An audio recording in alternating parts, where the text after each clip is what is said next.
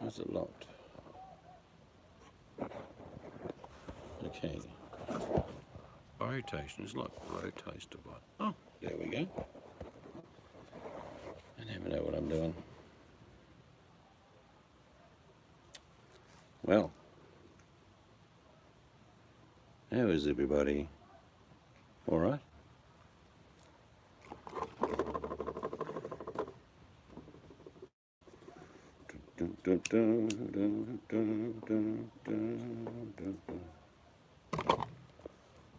And people getting how I'll tell them about that new channel. Sharon Stone, Sharon Stone, no, Sharon Stone, no.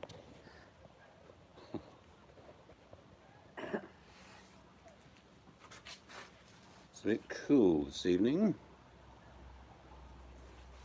but it is getting on to be winter officially in a few days.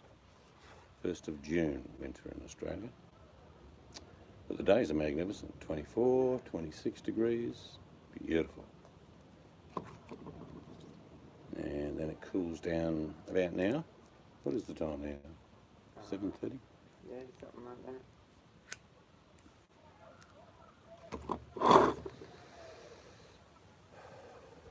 And we had shepherd's pie again tonight. I reckon it tasted better tonight. Yeah. Just all those flavours that got in there and yummo. But we probably won't have shepherd's pie tomorrow, even though there are 4 servings left. I'll freeze them, I think. What do you reckon? Yeah. Have maybe soup Like tomorrow. steak and mushrooms tomorrow. Got a nice bit of Scotch fillet waiting for me, calling my name.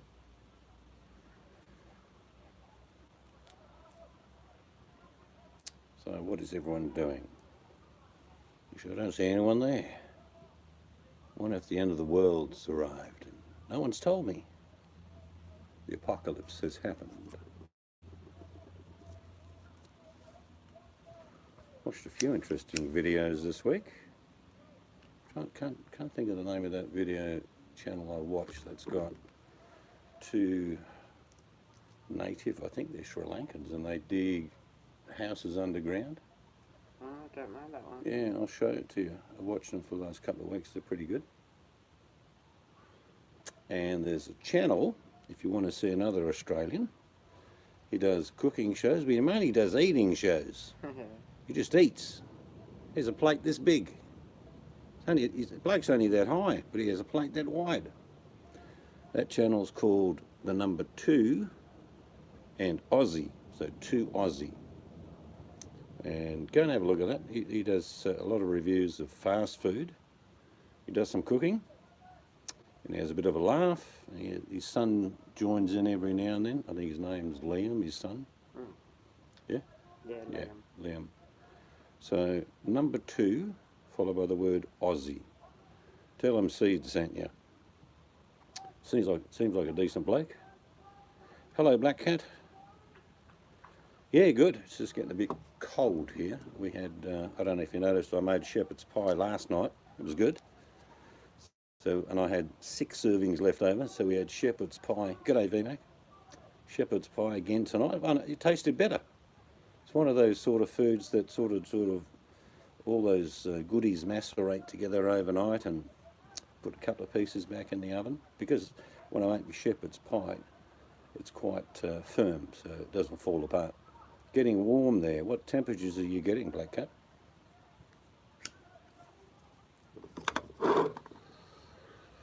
We're down to, I say down to, it's 16 degrees Celsius, which is 60 degrees or 61 degrees Fahrenheit. That's cold for us. Some people in Canada don't even get 24. Actually, we're getting hot. We're getting 24 degrees today. 26 tomorrow. That's winter for us. Oh yeah, what I do like, Vinny, is that I'll scrape a little bit of the shepherd's pie, probably, about 1/2 inch. And what I'll do is I make a couple of bits of toast and I'll sort of spread the shepherd's pie on top. That makes a decent breakfast. And it's a good way, like I say, I worked out it cost about $12 to make all that. And there was 8, we've had 4 servings, there's still 4 left. I put them in freezer containers and I'll freeze them tonight. I like shepherd's pie, but not every night for 4 nights. So I'll have steak and mushrooms tomorrow. Actually, what I am doing later this week is making battered prawns. In a batter, nice sized prawns, and I'll be finishing them in a little bit of honey and sesame seed. 16 degrees, it's freezing. That's what it is here. I bet it's getting cold where Vinny is though. This time of the year, those winds kicking in Melbourne. Those fronts come from our state and go to him. Give him a bit of a lashing. But we haven't seen rain still. I know I watched Link Knight video the other day. He reckons it's pissing down. He's in basically northwestern Victoria. But we haven't seen bloody rain since November. Dry as a dingo's donga. Yeah. But I'll be doing that in a few days. I'll be making these battered prawns that go golden and crunchy. What do you guys call them? Shrimp over there. Don't know why, they're prawns. But just let them thaw out, because I've got frozen prawns this time. And I'll let them thaw out, and then I'll just dip them in the batter in about 3/4 of an inch of oil and cook them up. Doesn't take long. And they go golden and crunchy, and I put them in a big stainless steel bowl and add a little bit of honey and a little bit of sesame seed. Mix it all up and have it with whatever you like, rice or salad. We get some big shrimp in Australia. G'day, Dream. I know we get litre prawns, which are about that big, huge. I like tiger prawns, all sorts of prawns actually. And when I was younger, I don't do it now, I used to go into the rivers and catch river prawns, but they're only about 1.5 inches long, maybe 2 inches. So you boil them all up there in salted seawater, get a few beers, get a few fresh rolls, butter them up, make sure you've got the salt and pepper, and then you fiddle around for about 5 minutes getting all the little prawns out, put them in the roll, close it up, grab the beer, don't mix up the two, grab the beer, have a sip, have a chomp. You can do that all night. You buy a dozen rolls, you can, I'm not kidding, we used to get buckets, I don't know, 2 or 3 gallon bucket full of them. So we'd stick on a kilo, and then we'd take turns, because they're easy, just twist and push, and because they're only little prawns, that comes the meat. And every now and then you chuck in a little bit of Thousand Isle. Yes, I have. Smoked eels, all right. It just scares people, Vinny, because it looks like a snake, which I've eaten as well. But eel's okay. Actually, done properly, eel, some bloke was telling me in fancy restaurants, it outsells salmon. You know, on specialty foods. Yeah, trout's okay. It's just a bit, see, river fish, I'm not, because we get spoiled there. But eel was quite popular when I was a kid. Used to catch eels in the river. And they're everywhere. Eels are everywhere. You go in someone's paddock in the middle of Australia, there'll be eels sliming around. Actually, I've seen eels slime across the ground. I bet Vinny has too.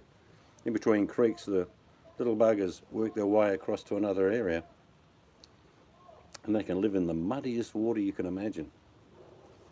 A bit like mud crab, the way they live. They live in crappy bracken water. It can be fresh, it can be salty, they don't care. But it's all right, smoked eel. The thing is, you'd have to, unless you get a smoker and you get the proper process going, people have tried it, I've seen it, and the eel just goes too hard or it falls apart. There's a certain process in brining, all animals actually. Yeah, well, I tell you what, jewfish in Western Australia, which is a superb fish, like snapper and coral trout, if you can get it for under $100, you're doing well. A kilo. I used to catch the things all the time. Never thought twice about it. It's so bloody expensive. I do get some Norway snapper, which is like a pink snapper, but it's dark. And it's got a bit of a pointier snout than the bull nose on a pink snapper. But it's still firm white flesh, and it's absolutely superb. Fish and chips, brilliant. But yeah, we Definitely going to have prawns in a couple of days. I'm looking forward to it, actually. Do you want a salad with that, or you want stir-fried rice I make up? Stir-fried rice it is. I like making stir-fried rice. Here's the shepherd's pie tester, Mr. Gangels.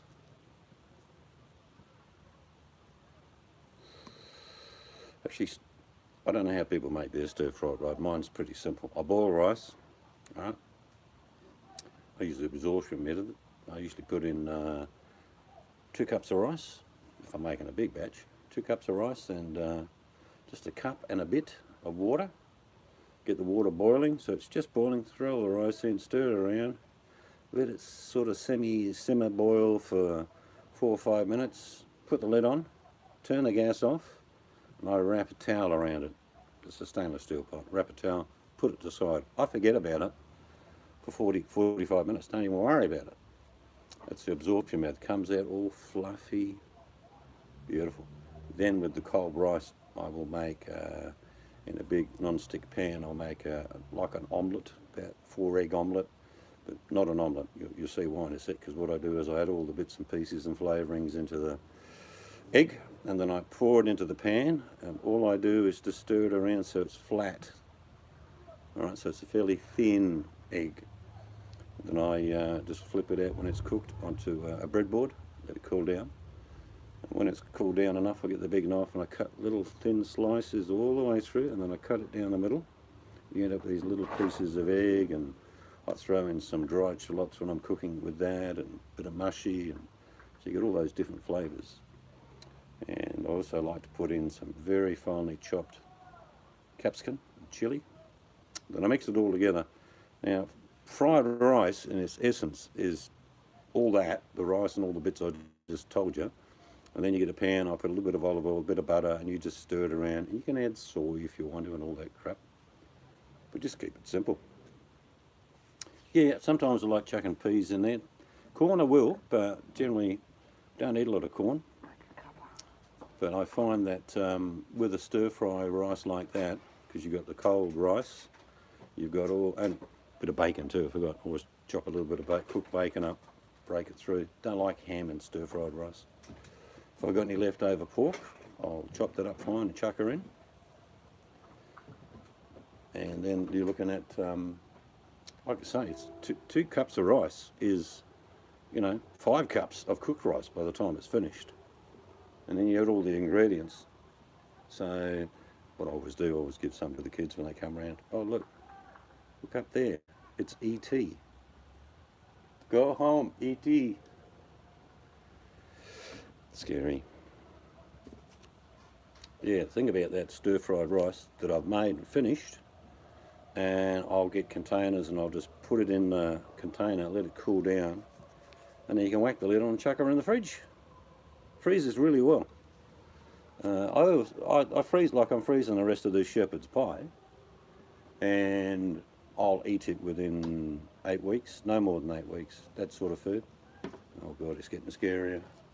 What's going on there? Oh, you know what she's showing you at the window there? Chocolate. You know those honeycomb chocolates? Yeah. Obviously she's on a health kick.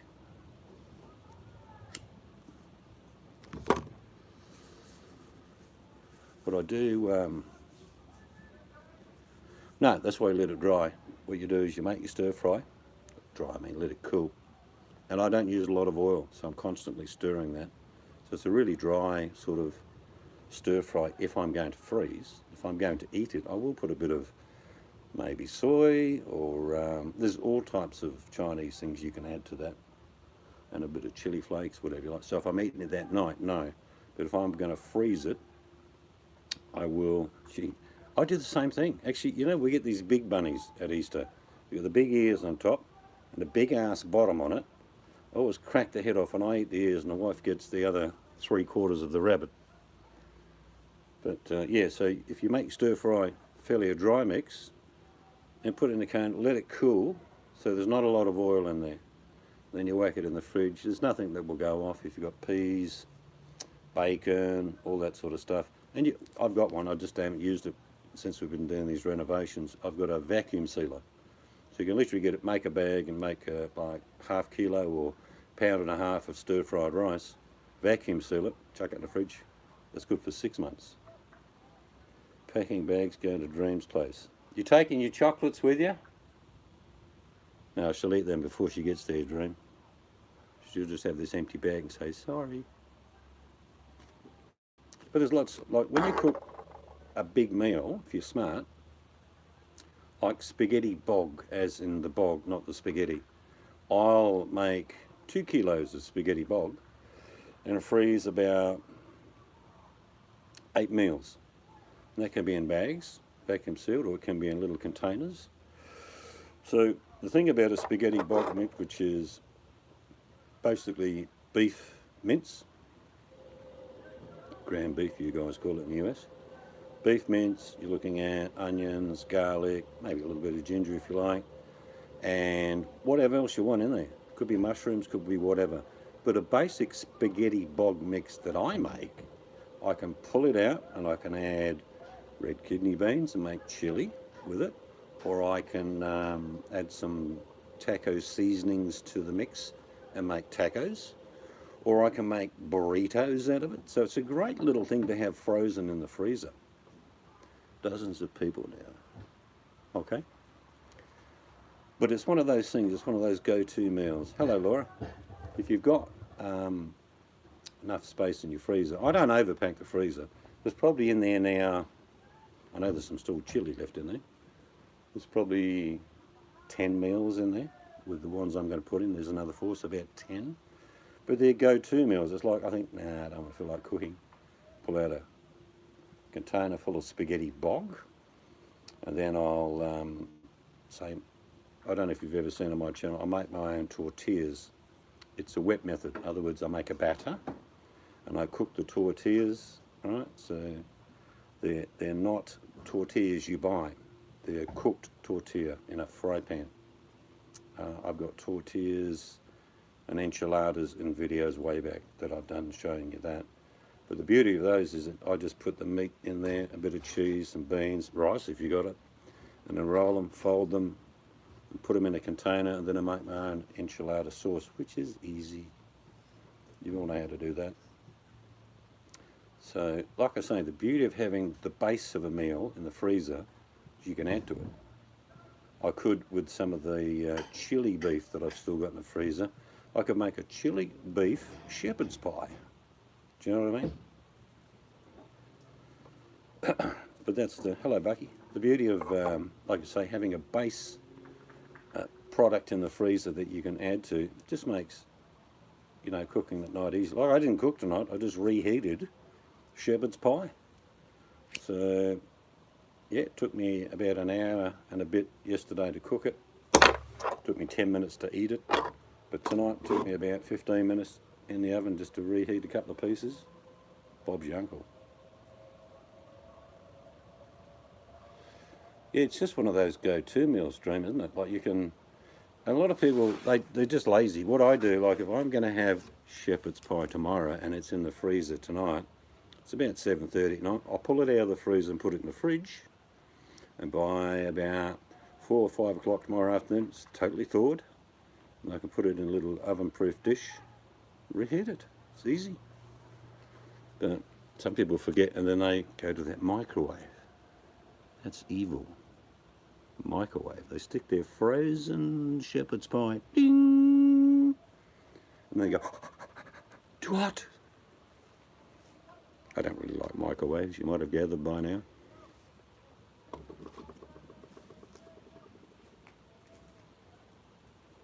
But it's some of the most best foods I like are all to do with flavour.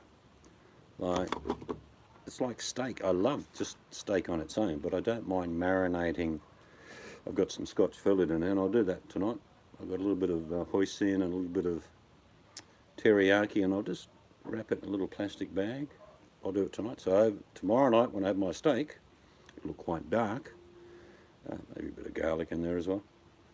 So sort of marinate overnight. So when I whack that on the griddle tomorrow, all those flavours, Might have some steamed veggies with it and some mushrooms. I've got mushrooms, Dream. I've got the mushrooms. I nearly stuck them in the shepherd's pie, but I'm thinking I've got that bit of steak there. It needs its mushroom mates to go with it. Bully's driving to work. Interesting. On the yellow bus. Oh, curries and chilli, and even if you'd have seen the shepherd's pie, I cooked that a good hour and 10 minutes. You know, when you make any type of meat dish that you're going to have slow cooking, don't be frightened to leave it for hours. Just keep an eye on it, of course. Oh, God, rain. I mean, I wish we had some rain. It is so dry. I'm not kidding you.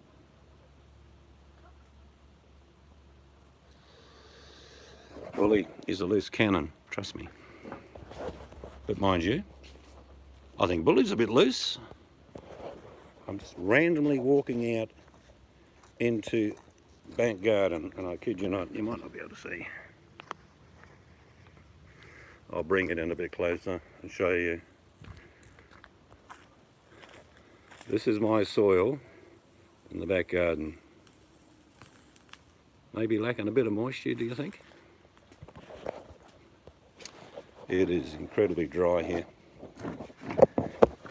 Not good, but good for us because we're going to be doing some extensions, so not a lot of rain, but we're definitely in drought all over Australia again.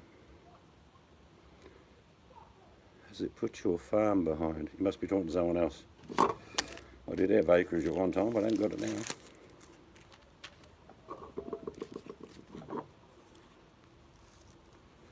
Seasons are, I mean, I'm old. Not that old, but I'm old. The seasons are stretching. How can I describe that? Winter comes later, but summer seems to drag on. And I've been in this country since 1969.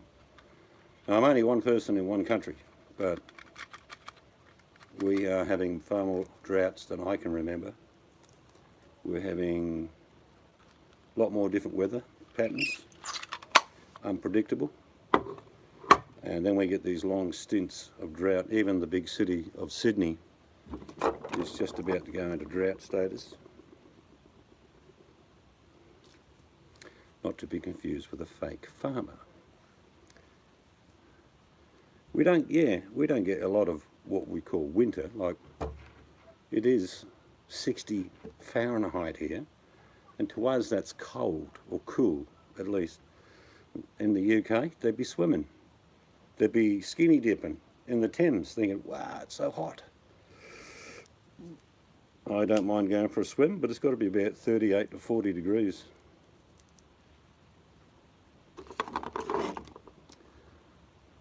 I think there's more events happening, and there is one thing to take into consideration. There are a lot more people on the planet now than when I was born. I think nearly 3 times the amount than when I was born. Yeah, winter on road construction, I know what you mean. But it's certainly, like I say, all I can say, because I've always been growing produce my whole life, and I notice when, like the chilies or the tomatoes, any plant that flushes, in other words, there's flushes of chilies and tomatoes. A couple of seasons not long ago, I had a rapid onset of a lot of tomatoes flushing and chilies. What I mean by that is tomatoes ripen from the bottom of the plant up. That's how it works. So when the bottom of the tomato plant's dying, you think, "Oh no, my plant's, no, it's good. Don't worry about it. The rest of the produce will grow from the top." And you get it in stages. Otherwise you'll have red ones here, sort of reddy green ones here, bit of green, bit of red, and then green. I was watching plants flush a whole lot. Oh, you can grow lettuce within weeks. 8-9 weeks you can grow lettuce. And the secret about lettuce, Bucky probably knows this, when you've got a lettuce in the garden, say you've got a romaine and you've got an iceberg and you've got a cos, just pick the outer leaves off. Don't cut the whole bloody thing off. Pick the outer leaves off, throw the daggy ones away, and then you've got a mixed salad of lettuce, and your plants are still in the ground growing, because the lettuce grows from the inside out. You can do nearly the same with cabbage. but you need a hardier like a Savoy to do that. Some of the tighter head cabbages don't particularly like have their leaves pulled off, but lettuce, no problem. If you've got a mixture of lettuce in your garden like Butter Crunch or Cos and Red Romaine and all different, even mustard greens, even beet leaves, you know, beetroot, the little leaves that come on it, well, you can just leave a few little leaves on the beetroot and you can pull the little buggers off. They can go into your salad. Bit of rocket, bit of parsley, all of a sudden you've just taken the edges off plants in your garden and you've got a salad bowl. A couple of tomatoes off your bush, a couple of chilies chopped up. So yeah, people, it's one of those things that people just tend to do. They grow a lettuce and they cut the bloody thing off. And they have 5 or 6 leaves, put it in the fridge and it goes mouldy. If you left the bloody thing in the ground, you can just pick the outer leaves off. Yeah, there's so much you can have as a salad. In fact, there is one gourmet shop in the city here that sells a lot of edible flowers. In other words, makes up, you know, all these different flowers that they throw into a mesculine, if you like, of different plants. But you don't need much of a garden to make a salad. Borage are good for another thing too. They attract bees, Bucky. They are one of the best bee attractors you'll ever find is borage. It's not allowed in some states of my country for some reason, but it does certainly attract the bees. If you've got like even fruit trees, you've seen a few borage plants growing underneath, or even marigolds or things like that, bees love that stuff. And we seem to be having a lot less bees. We get 1 or 2 that come during the week at the light. Like they're lost. Oh, I'm lost. But Just like the honey and water. yeah, we put honey and water down for the bees. Let them top up.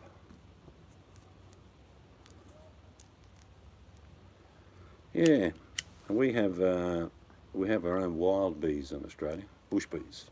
And they haven't got a stinger, so they can't hurt you. So you can actually put your hand into a nice big honeycomb and you'll have bees all over you. They're annoyed, they're really annoyed, and in bee language they're probably saying, "Get the f out of my hive." But they don't sting you. But we do have commercial bees, and honey is so expensive now. It really is very expensive. Some of the best, yeah, I like dandelion wine. I like elderberry wine too. But some of the best honey you'll get is near the forests, all the hardwood forests down south in my state. And there's different colour of the honey because of the different pollen they get from different trees. But honey's magic stuff, let's be honest. It's an antiseptic. If you're in the middle of nowhere and you've got a jar of honey and you cut yourself, just chuck it on. It'll work. It's a natural barrier, but it also is an antiseptic. Rhubarb wine, now we're talking. Sweet, nasty, and put you on your back, VMAC. Oh, look at that plane. Oh, that is low, isn't it? That's close. Got to show you a plane. It seems very low. Can't see it now. Oh, it's just behind them trees. You see that little flash? It's got to come out from behind the tree shortly. But he seems incredibly low. There we go. That is a jumbo.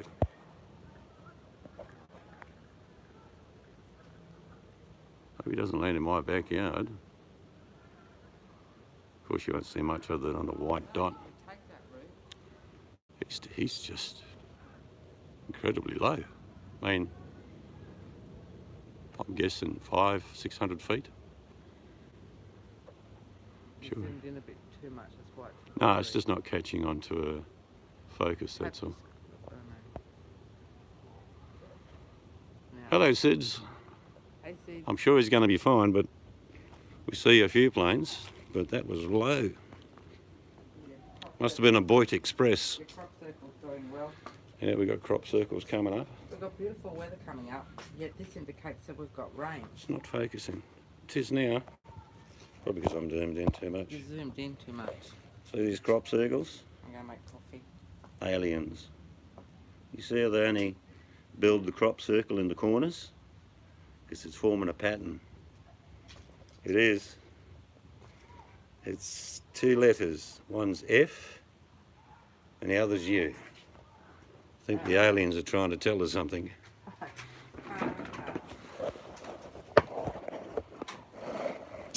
Yeah. He was low. It's a big jumbo, you can tell. Big fucking ears on the front of the plane. He's up a bit higher now, so all's good.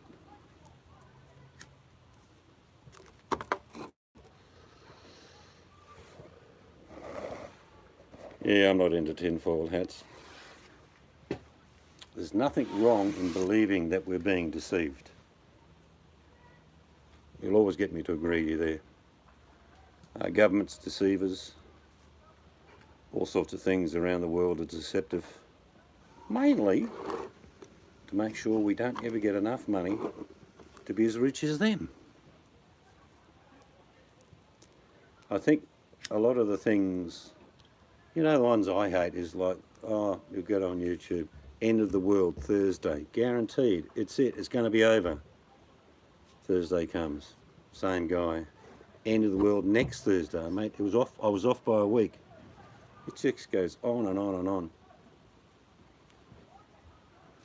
I think it's, I think people are apprehensive, but I don't think it's changed over time. Imagine if we were all living in a village called Boit in the 10th century. Dreamweaver was the local baker, I was the blacksmith, and Sid was the local barmaid making the ale. Just have one person come through the town and say, oh, I think there's a witch over there.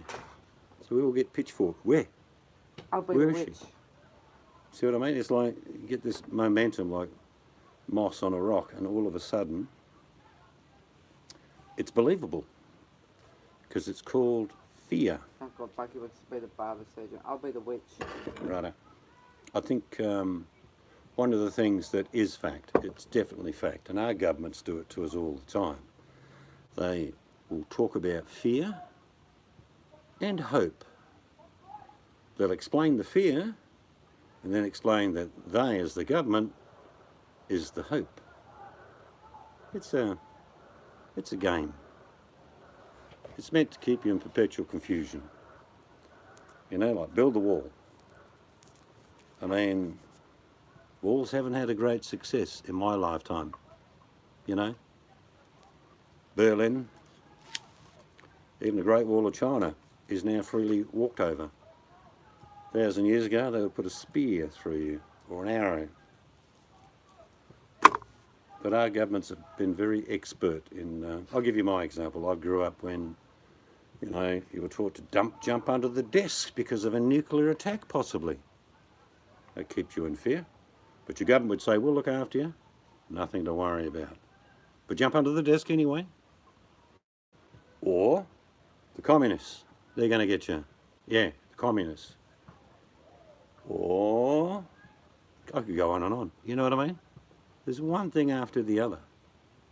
You know, culminating in a lot of people sort of don't really understand the depth that the deception goes. To give you an idea, if I said, do you think World War I and World War II were long wars? You'd probably say, yeah, I mean, World War I went for 4 years and World War II went for 5, 6 years. Well, how long has the war between the West and the Middle East been going on for? Ever think about it for a second. Fear and hope.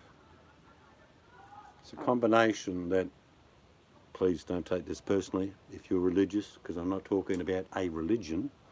I'm talking about organised religion. Uses the same method. Fear, you're going to go to hell. Hope, if you're good, you go to heaven. That'd look nice. You see how that works? Keep you on one foot and balance you on the other and go, oh, thank God, I'm going to be saved. Bucky's got a dry stacked stone wall. Nice. Very common in Australia And too. his dogs jump over. It looks nice, but serves no purpose. But I bet you it looks nice, Bucky. Well, Bucky, you and I know you've got to get the edges right. In the middle you can chuck a lot of crap in there, odd shapes and stuff. But on the edges, they've got to be spiffo. Some butte ones up north from here. hundreds of years old.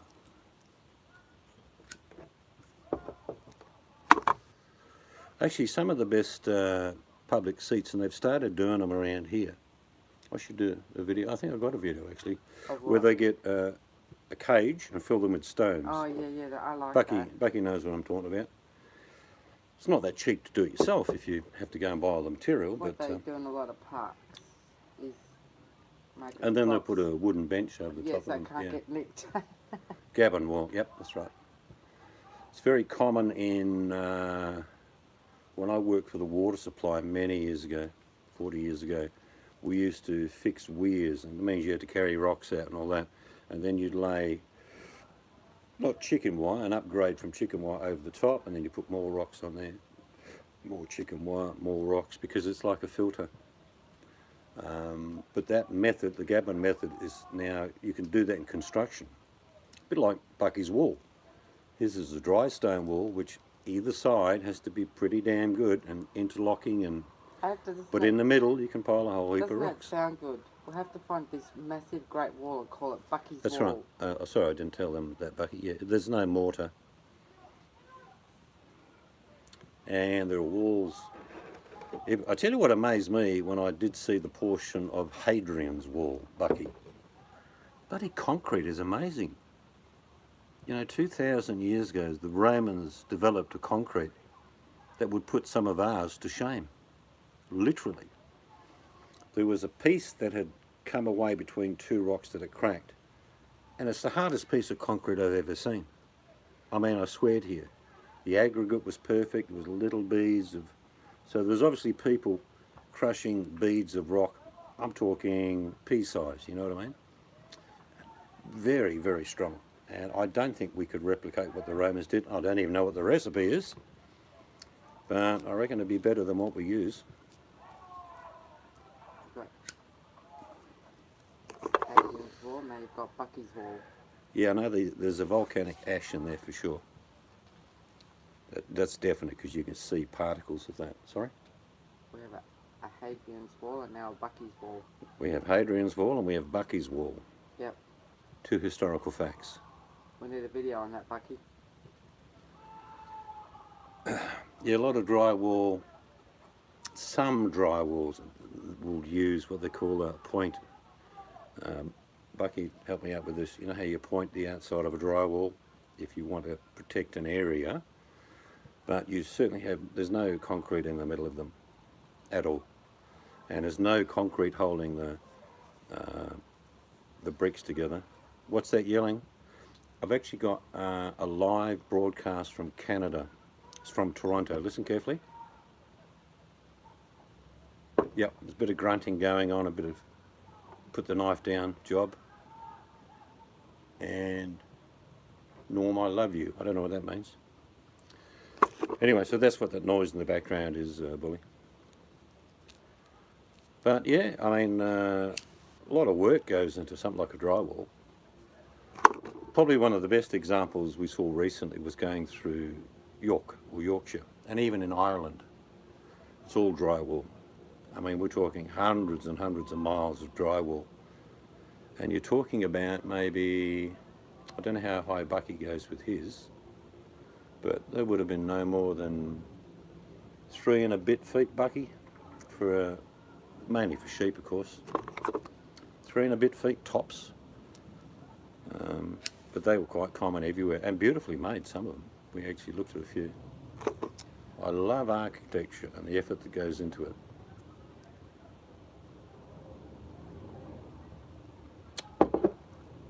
It's good to do something with your own hands, even if you just, you know, maybe you want to have a little water feature in your backyard, which I'll be doing one down here.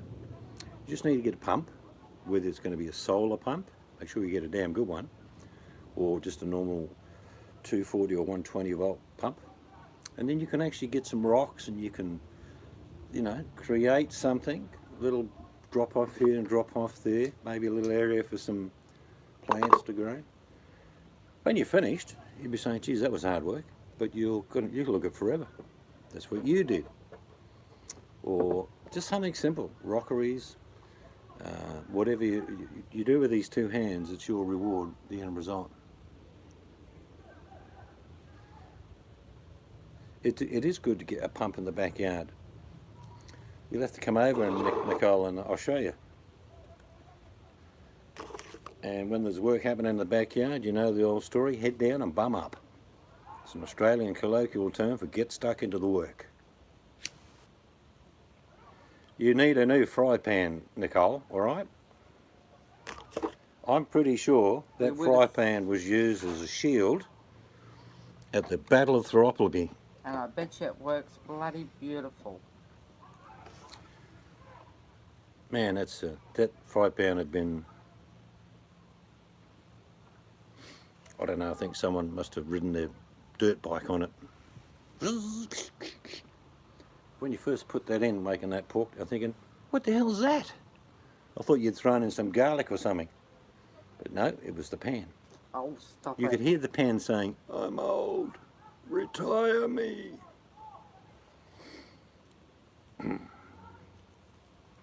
Definitely get yourself a good pan. I mean, you don't really need a wok. What's that, bully? What's that based on? You don't know the man, you never met the man, you don't know any of his history. You're waffling. Repeat after me. You're waffling, bully. You can get one of them stone non-stick pans. They're okay. I use a couple of those for some light work. But if you could get a really good steel wok, Nicole, you're probably going to look up to about £80 though. But I've seen a couple of real beauties.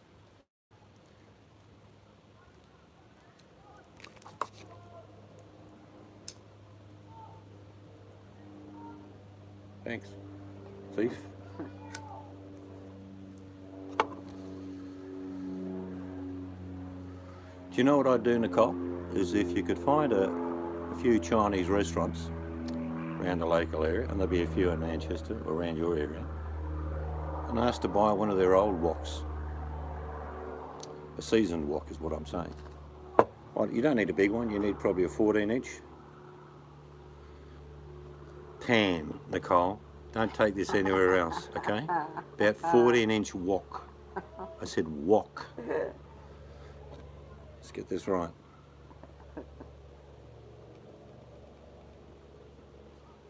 Yeah, no, go to some Chinese restaurant and say, look, I'm really interested in Chinese cooking. I will come here and buy food off you, but I'd like to do some of mine at home. Have you got some woks I can buy off you? 14-inch wok. I'm not sure you can handle that, Nicole. But whenever I make stir fry, it's over and done with in about 60 seconds to 90 seconds. It's like blitz, take it out. And pork marinates, but not as good as beef or lamb or veal or chicken. Pork sometimes struggles to hang on to it. You can get that char going, but I'm making, not Chinese in a couple of days, but I'm making crunchy battered prawns that will be coated in honey and sesame seed. And the wife has put in an order for my homemade stir fry, which I'll do that as well. Yeah, pork's great. You want a little recipe for easy? Just get some dark soy, not light soy, and get, you know, the I don't know what you call them in the UK, pork like offcuts. They've got a little bit of bones in them, like a rib but not a rib. They're sort of bits and pieces. They're the offcuts that you'll get from a butcher. Only about a half-inch thick. But I'll start them off in a bit of a marinade, but then I'll fry them until they're really tender. Then I'll let a bit of that marinade in as well. Whatever marinade you like, as you know, you can put whatever you like in it. But oyster sauce works a treat as well. But dark soy, bit of oyster. And when you pull out those little bits of pork, and they're like a rib. I don't know what you call them there, Nicole, but they're not a pork rib. They're not a pork strip. They're offcuts, literally, from the guys saying, oh, that big can go over there. But they come up so tender. You can make pork really tender.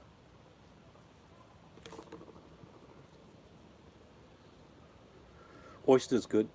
Oyster is one of those little extra flavours, but one that adds sweetness, particularly to pork, is hoisin. That's where you get the sweetness from, is the hoisin.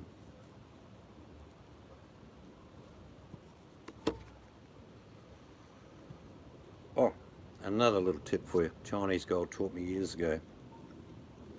Imagine a glass, Nicole, and you've got about quarter or half inch of corn flour in a little glass. Corn flour, okay? And then you add in a teaspoon of cumin, okay? And then add a little bit of water so it's a paste, and you make it a little bit looser, and then you make it sort of nearly soluble, but it's still thick. Add that to your stir-fried veggies. It tastes like chow mein. Well, nearly.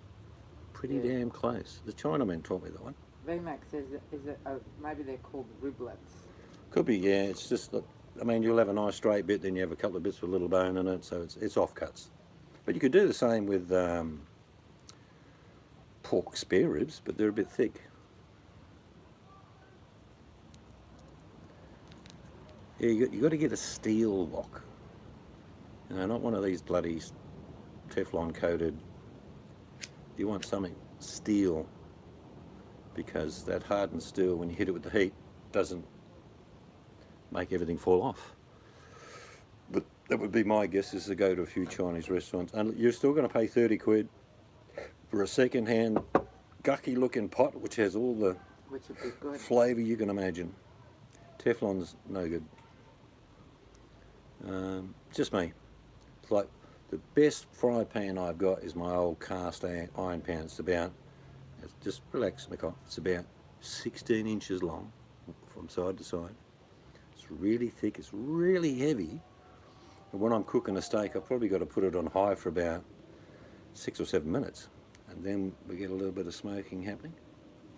Because that's how you cook steak. You could get that smoke happening. And I put oil on the steak, not in the pan. The pan's already seasoned. So you go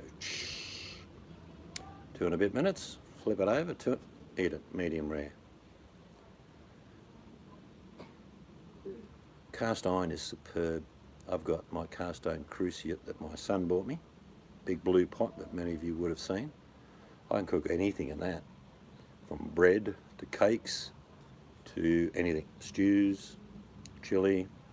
It's just so superb, because when you get the heat in that cast iron, your flame is tiny.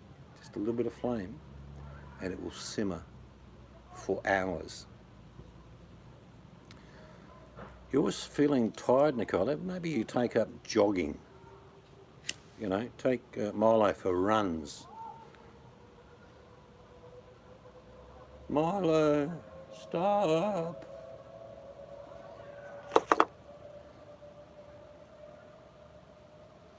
I don't blame her, Bucky. Not everyone here will know what a Dutch oven is, but I do.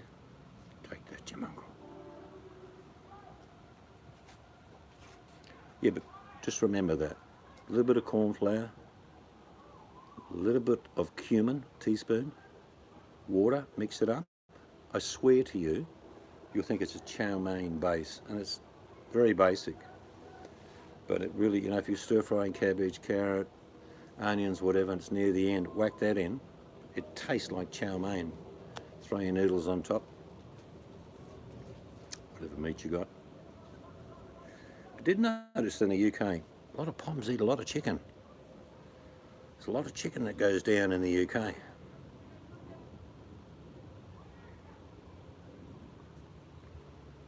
Oh, there's a thought, Nicole. Jamie Oliver's gone bust. I bet he's got a shitload of woks. Probably get them cheap. Did he? He's lost all his stores. How come?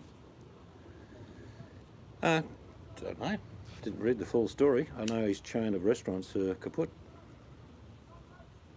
He probably tried to do too much.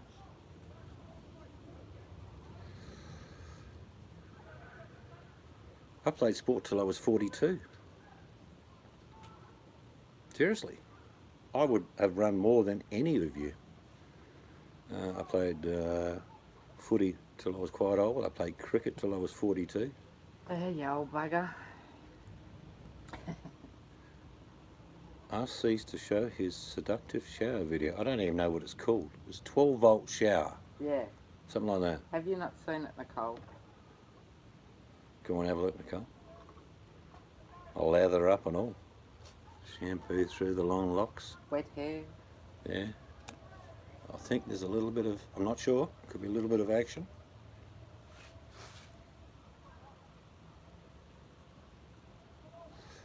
Sids, if you type in search on my channel, I don't really know what it's called, but if you type in, I'm nearly 60, Nicole, but you type in 12-volt shower, it should come up. I did it for a friend of mine in Missouri, actually. Didn't understand what I was talking about, so I showed him the 12-volt shower. Hello, Jenny Jen. Hey, Jenny Jen. And Hey, it's Seal. go and watch it. It's I mean, this thing cost 20 bucks, I think, this portable 12-volt shower, had a portable 12-volt battery. Just heated some water up on the gas light burner that I used in there. I had about 8 or 10 minute shower out of about 2.5 gallons. So this guy went, wow. So he got one. And I said, even if it goes bugger on you in a couple of years, just get another one. It's only 20 bucks. Yeah, 1856. 1812, actually. It was an overture.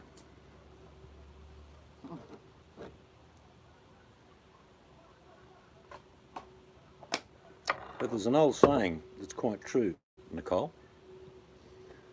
It's not the dog in the fight. It's the fight in the dog. Hello, seal hater. I have a shower head that changes colours. I can just imagine the music being played while you have a shower, Sids. Dun, dun, dun, dun, dun, dun, dun. Flash, flash, flash.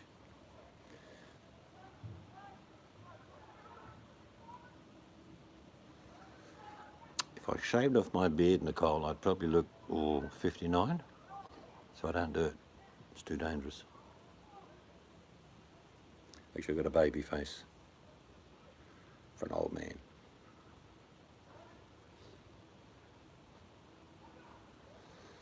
You want to say hello to the people? No, I've got to go get a charger for the charger in a minute.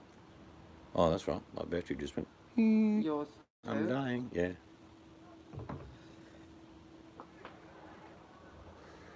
I do shave it, Nicole, but for solemn reasons, and I'm quite sincere when I say this. If I lose someone that's close to me, I shave my beard and I cut my hair down really short. It's a tradition that goes way back in my family. I think it's got something to do with the Vikings. I don't know. But it's something that, I don't know if I feel like I'm giving something to the person that's departed. Not giving them anything, of course, because they're gone. But as a sign of respect for them. I don't sacrifice little lambs, and I don't, cut a goat up. And so I have, over the last few years, cut it all off. This is probably, I don't know. I can get it into a tiny ponytail now. Did it make a noise? No. I'm just going to have to go and check. I don't know what I've done.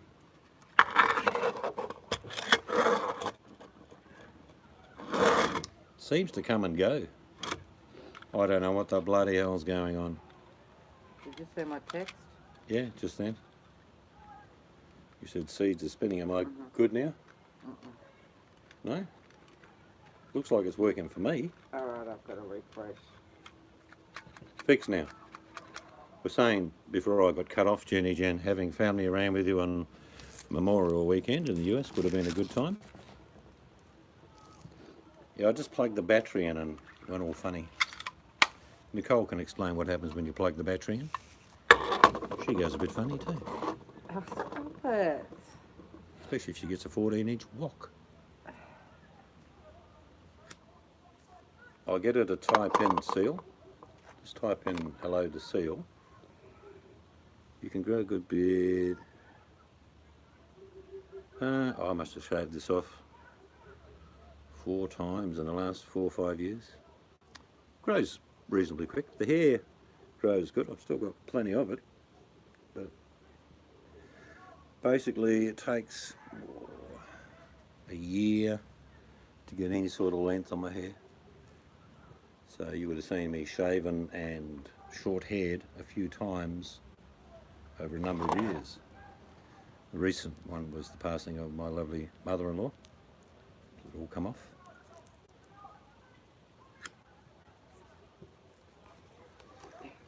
and it doesn't really bother me. I mean, I'll be honest, it's not a big offering. It's something I do. Has no bearing on anything to anyone else, but it's just something I do. Hello, Sean. Nicole's looking for a 14-inch wok. Can you help her out, Sean?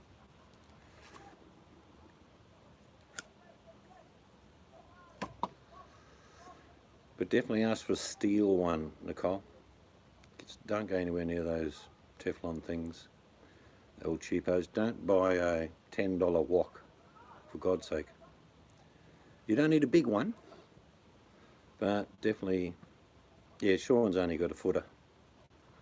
But definitely, you're not going to be embarrassed just chatting to staff in a Chinese restaurant, just saying, look, I'm really into cooking. Is there an old wok I can buy a few? And I swear to you, you'll be paying 30 quid. There's probably be 100 quid to buy it new, but if you can get a seasoned wok out of a Chinese restaurant, brilliant. That's so Bucky, right? No. She won't be walking after receiving a 14-incher. Maybe should ask for a smaller one. But one of the, you probably know too, Nicole, that a lot of lean cuts of meat, like say,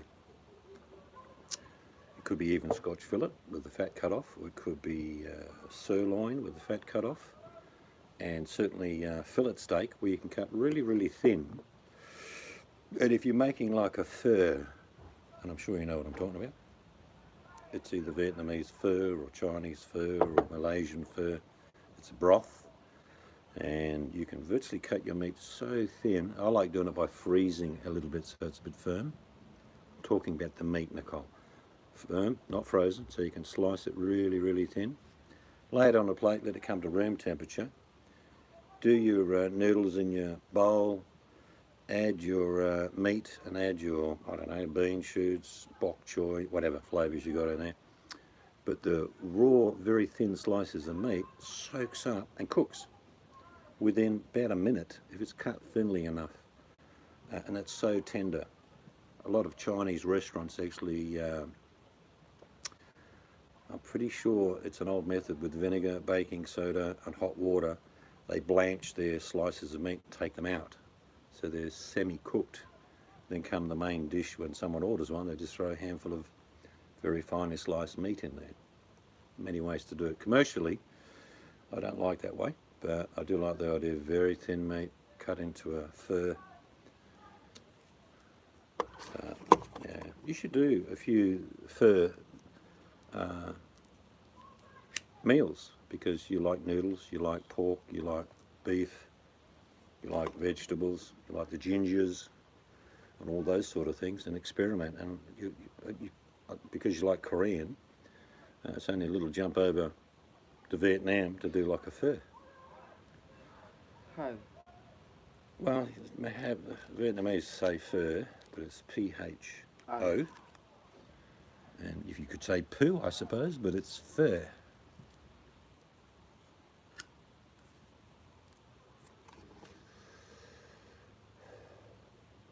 Welcome back, B-Mac. She's spaced herself out of you. Koreans, in general, love meat. Trust me, Nicole would know this. They love meat. They could have a whole meal with just meat and a little bit of dipping sauces. But some of the best Korean I've ever had is barbecue. Certainly, they're very, very good at that. Yeah, Bucky, barbecue. It's just superb textures, flavours. You know, the Argentinians, we have a lot of food vans, and every now and then they gather in certain parks and we'll go down there. And the Argentinians are expert at beef. They're magnificent. Little marinades they use, how they barbecue it. Some of it's slow cooked for hours. But definitely, it's something that I would eat all the time. The wife's not keen on a bowl of pho. But I think it's magnificent because you can add all these different flavours. You can throw in some very finely chopped chilli at the end. It is very expensive. But a lot of restaurants don't use high quality cuts. They'll use all types of cheap end cuts. Grooming? Really? Brush hardly sees my head, let alone grooming. I did cut the hair out of my ears yesterday. It's probably the bit that you can't see now.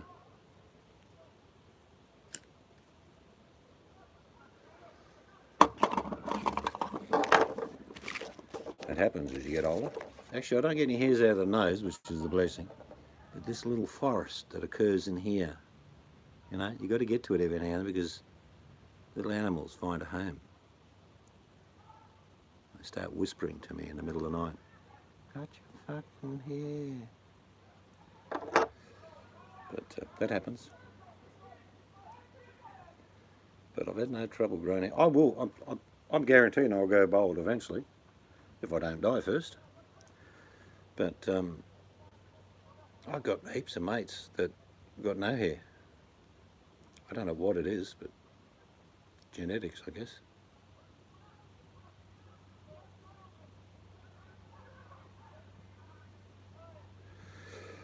See, one of the things that I do every now and then, because I love the flavour, is I'll pick up some braising meat, you know, shin beef and all that type of things. Just easy cuts, a very tough meat.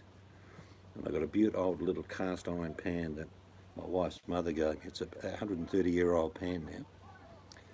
And I mix up a little bit of a gravy base, watery but gravy base, onions, and I put the meat on top, put the lid on, put it in the oven, forget about it, for about 4 hours on about 140. Don't even look at it.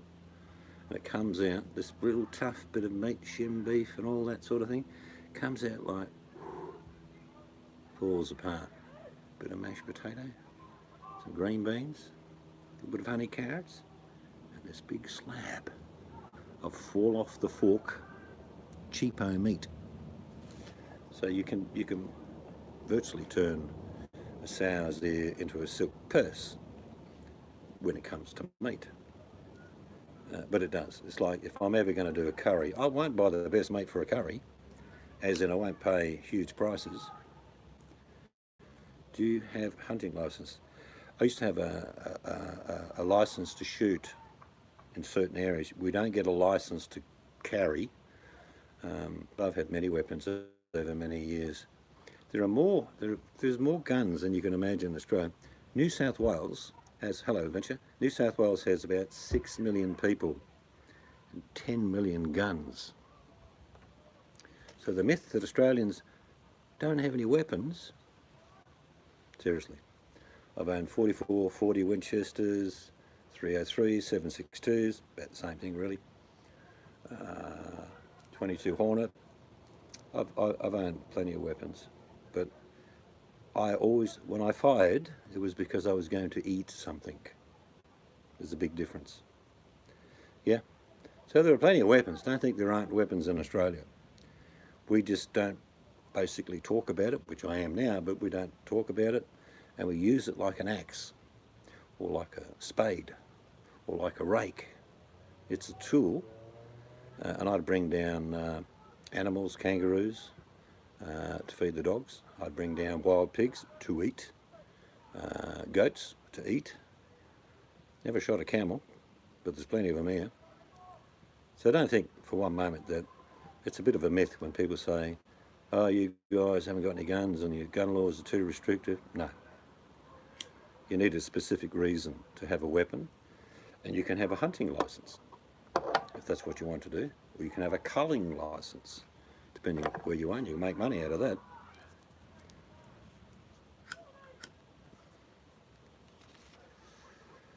Yes, I used to raise my own pigs and sheep, Nicole. Never bat an eyelid. Tasted fantastic. But the wife is not allowed to name them, because then I'm fucked. I end up with a 60-year-old pig. But yeah, there's nothing to gutting a sheep, and it takes no time at all if you know what you're doing. You make sure you don't cut the shit membrane, but everything flops out, and then you can pull the fleece off. You've got a beautiful fleece if you want to tan it. But trust me, all of you, every one of you would learn to gut something. If the shit hit the fan, you'd all hunt or die. I'd hunt. I'd trap, probably more than anything. Animals are not that smart, to be honest with you. They follow trails and little nooks and crannies between hills, and you can set snares up and catch them. Not a nice way to kill them, but if I'm hungry, I'd certainly do it. No, Jen, you would just side up with someone who did hunt, and you do the cleaning or sweeping the cave, because that's what used to happen. Like, a lot of people don't fish anymore. I don't get it. I mean, I'll be doing some fishing videos later, but I've done it all my life. But my kids don't fish. Very few of my friends now fish. I don't know why. You throw a line in the ocean, you catch a fish. Gut it, scale it, cook it. Or cook it whole if you want to. Yeah, there's nothing like it, Bucky, is there? Even a bad day's fishing beats a hard day's work. But in the end, where I used to live up north, I could literally say, what do we want for dinner? And the wife might say, whiting, which is a big long white fish, beautiful, very clean white fillets. Or she might say snapper. Or she might say a couple of crayfish or lobsters, as you guys call them. I just knew where to go to get any of these things. Shellfish, prawns. Because you become part of your environment over time, you just learn how to do it and when to do it. There are seasons, even in the ocean. But where I used to live, I could literally walk out on a reef at night time just with a hand torch, and I'd grab a couple of lobsters, put them in a bag, that'll do, and then go and boil up some seawater, like I say, get out the fresh bread roll, bit of Thousand Island dressing, bit of salt and pepper, break up the lobster, doing it tough. But no one seems to do that anymore. I don't know why. Maybe it's these things in front of me, these digital devices that have taken away the get up and go from people. What do you think about that? Do you think these things have stopped people doing what I've just been talking about? Getting out, going to the beach, going fishing, going swimming. Do you think these devices have ended that part of our social existence? Yes, you do, VMAC. But I never used to catch them out of season because I'm smart. But some people used to do that, and I used to go to jail here. So no, I wouldn't do that. I'm allowed to catch every day, 8 lobster. And I used to, in the end, I'd only fish with cray pots, basically, or lobster pots. I would fish from about the 5th of December to about the 20th, so just 15 days. And I would generally have over 100 crayfish. Give them away. In the end, I mean, I got so sick of eating crayfish, I used to swap them for prawns or shrimp. If you've had that much lobster, in the end, you've had enough of it. So I can get 8 fully grown lobster every day with an amateur license, not a professional license. Because there's billions of them. And there's different types. There's the green lobster up north. There's the inland, or what we call coastal red crays. They're very dark red. Or as they go further out and they shed their shells, as they do, they end up being white, nearly completely opaque. But they all taste the same. We've got quite a lot of freshwater crustaceans. There's the marron in my state, which is really nice. And then you've got yabbies and different types of yabbies. So there's lots of inland river or freshwater, or bracken basically, lobsters. But there's nothing like catching something out of the ocean, like reef fish compared to a river fish. There is no comparison. A lobster compared to a marron, the lobster wins every time. I think just because the ocean's a lot cleaner, to be honest. Yeah, our beach isn't at a pack too, VMAC. People do stuff outside of YouTube. Oh yeah, Australia's beach is always full. Swimming. Cafes are always full. Yeah.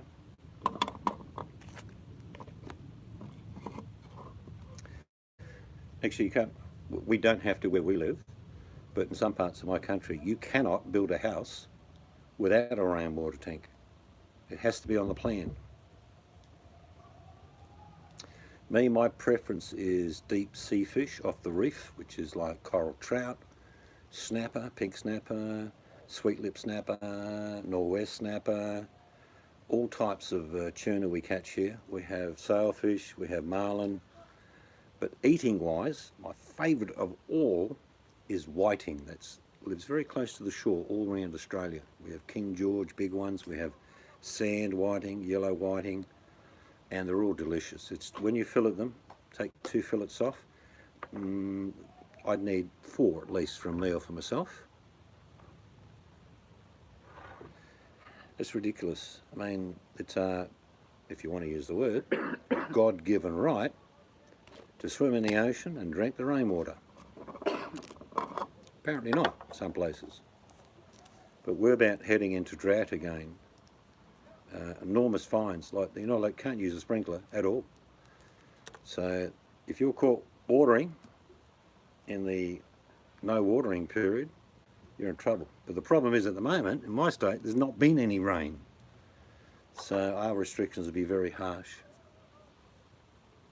I don't know what you want me to do. It doesn't matter.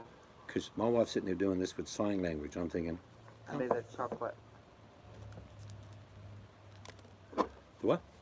I get myself a chocolate. You teased them with those honeycombs before. Yeah. You could sit there and just eat the whole bag.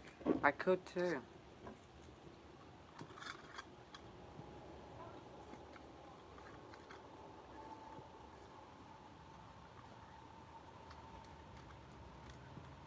Hello.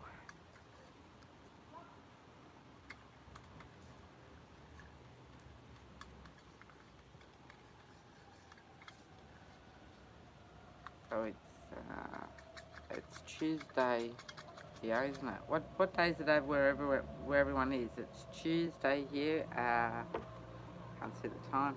8:40 p.m. It will be Tuesday there too. Okay, I'm just Is letting you that know. okay? Okay.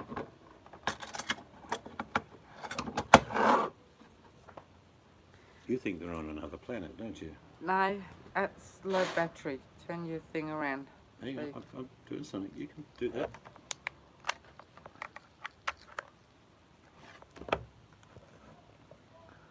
Is it on? I don't know. What Frozen. percentage did it say? I didn't say it. Just said low battery. Are we spinning again? I know we seem to be on. I'm just going to... I might lose you for a second or two. Bear with me.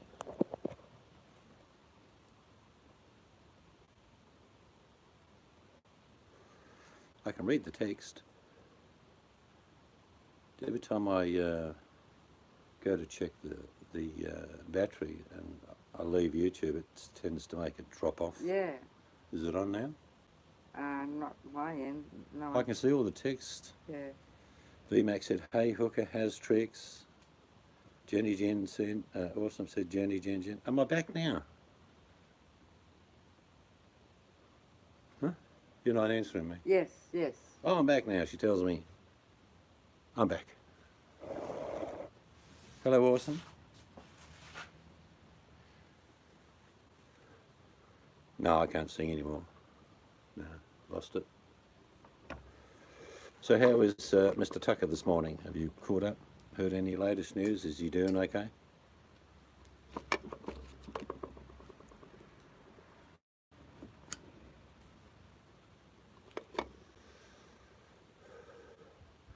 I'll sing for Jenny Jen. Hey little girl, is your daddy home? Did he go and leave you all alone? I got a great desire. Ooh, Jenny Jen's on fire. Pretty bad, I know. I had a cold all week. Give me a break.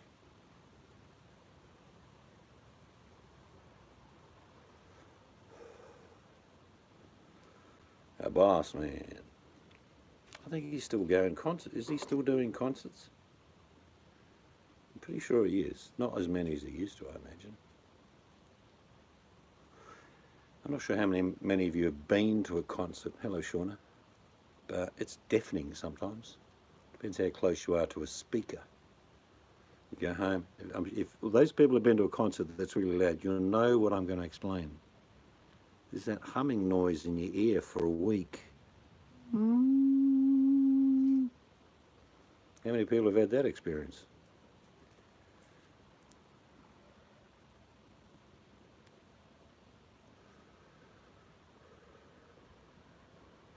Oh, nice that is. Look what the cat dragged in. Oh, hey, Shauna. We just poke her in the eye with a stick. Awesome. Come here, Shauna. Come here.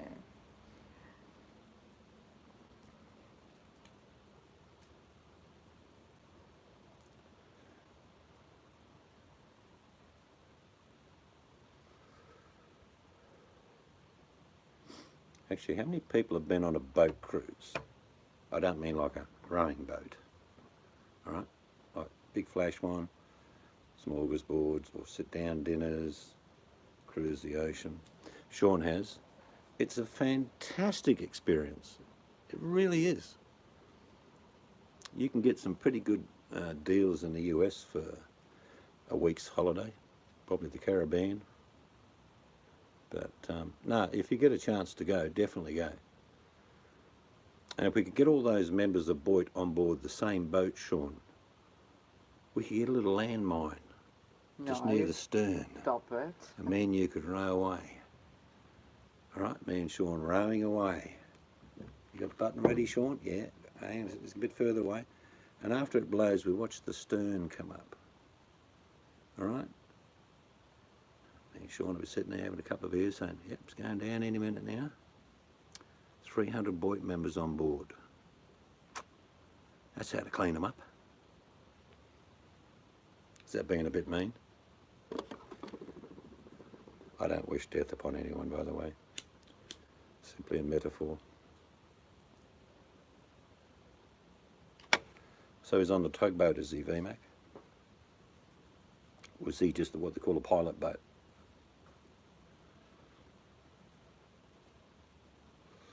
Oh, the kids are catered for on most boat cruises. Here they're spoiled to death, trust me. They have babysitters all day and they have games and movies, and you can just forget about your kids. Yeah, Pick them up at the end of the tour. True, Shauna. Shauna said you'd all be bored without us. I mean, without both. I suppose one of the things, now guys, it's going to be judgmental what I say, but it's an observation, okay? And probably judgmental, but isn't it just like the same shit on a different day? Rinse, wash, recycle. She hates her today, but next week they'll love each other. He always hates all those people, but then he makes friends with enemy. And then do your knees. It's Where's the other brother? yeah. It's a Sharon. Oops. I haven't done it tonight. It's a oh bugger. It's a Sharon Stone moment. Hello. How are you? Hello. How are you? But it's just, I can't be bothered watching most of it now. It's just repeat. Oh, I don't hate anyone, don't get me wrong. It's boring. Same shit on a different day. Like they just won't have a normal conversation. I think we're having a fairly normal conversation talking about shit. And I will when I get my new computer, I promise you. Some of you good people will be coming on the panel and just talk about life in general, because it's fun and it's interesting and there are experiences you can share, which is what life's all about, loving and sharing. Oh, you said the word love. Do you love everyone in No, the you room? misunderstood. The interpretation was life is about loving and sharing. You I heard don't love that these awesome? bastards. You heard that awesome? I like some of them, but the rest of them, I don't know. A lot of scrutiny and discerning I have to go on first. Go on, just say it. No, I said life is about loving and sharing. I don't love yous, all right? All sit in the corner and sulk. I don't care.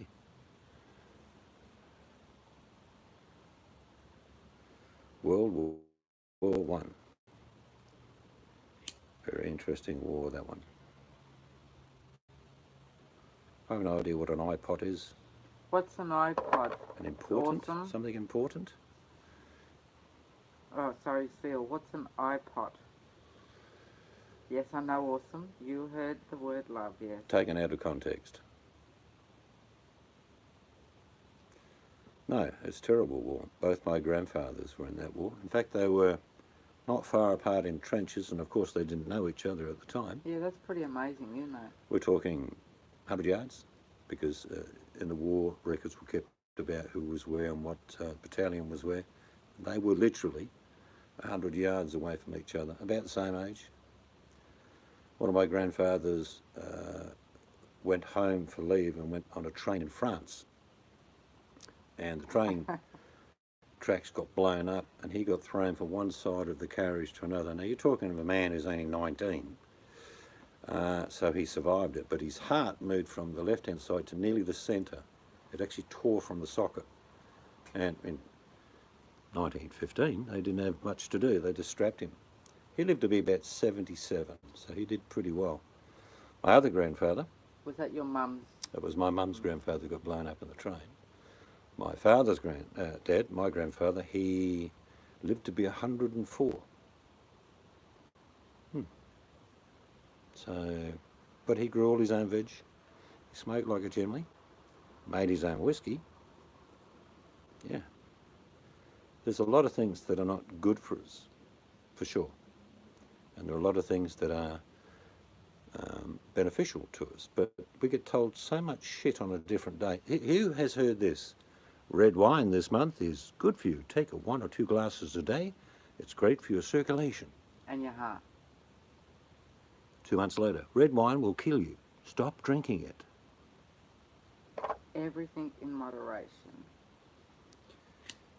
World War I is extraordinary on one factor. It's in 1916, if you know your history, the Spanish flu hit in a way that's never been seen on this planet before at that time.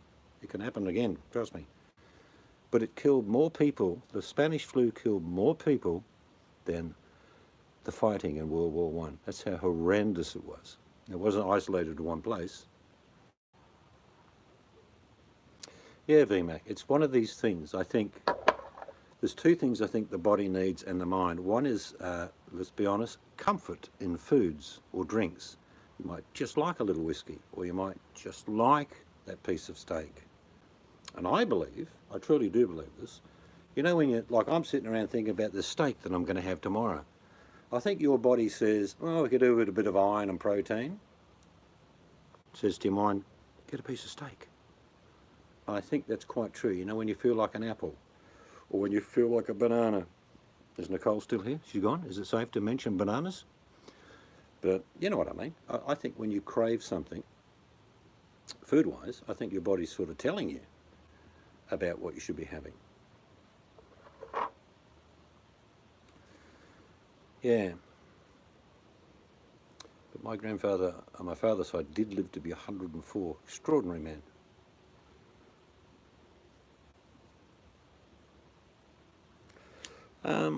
Okay, VMAC, I'll go with that. But I do believe that some of the cravings we have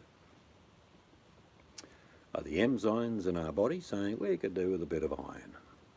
Actually, a lot of people lack iron. Is that common for you people to hear that from people, that they lack iron and they've been put on some iron tablets? It's very common. I think as a species, we got to this development, and I think we're always evolving, by the way. We got to this development because we did start eating meat, because protein is easier to process, feeds the mind and body. We got bigger, stronger, smarter. Well, some of us did, not all of us, let's be honest. Some ended up with a pork chop, some got the good steak. Not coming to Canada and not coming to the Maritimes. What makes you think we wouldn't do that? We haven't even released the itinerary. Tour dates. Me and Celine Dion. They were kids. I mean, a lot of kids that fought in the war were literally 14 and 15. A lot of blind eye was turned. As long as they hold a gun and take instructions. But cannon fodder, it's just terrible. If you read up on the First World War, there were many Australians who went over the trenches that would like to have turned around and shot the British generals. They were hopeless. You know, out of both sides, the British generals were awful. I can't believe how bad they were, to be honest. And you can see, there's a great Australian movie, if you want to watch it, it's to do with the First World War. It's called Breaker Morant. It's got Edward Woodward. If you remember a TV show in England called Callan, you know, with the swinging light. Who remembers that show, Callan? Well, that was Edward Woodward, and he starred along with Brian Brown, an Australian actor, in the movie Breaker Morant. And it's a very good indicative thing about what happened in World War. Court-martial, basically, is what it's about.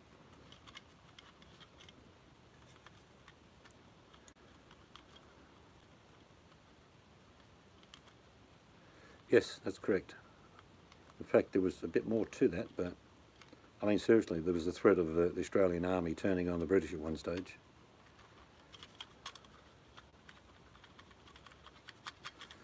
A lot of countries have had association with other countries in regards to war, allies. But one of the biggest mysteries of World War II was Russia.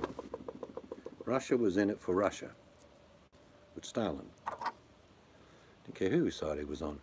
He just wanted to be on the winning side. Breaker Morant. I think it's Breaker Morant. Morant. M-O-R-A-N-T. Starred Edward Woodward, who was a TV star for the show Callan in England, and also Brian Brown, who's a very famous Australian actor.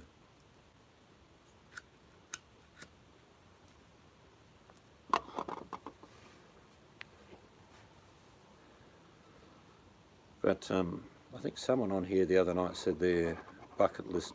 You watched that movie, VMAC? You would know what it's about then. That's it, Breaker Morant. Yep. Might seem a bit slow, but the actual context of the movie was quite good. And cruel. I won't say any more if you're going to watch it. Pretty sure you can watch it on YouTube for free.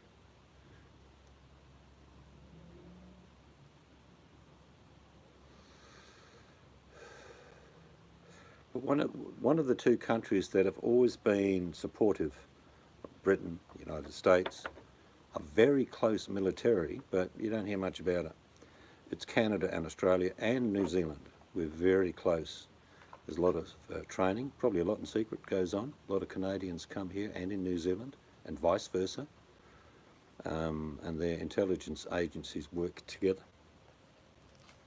Not saying they wouldn't share it with other countries, but they're like the colonies, if you like, and they certainly stick.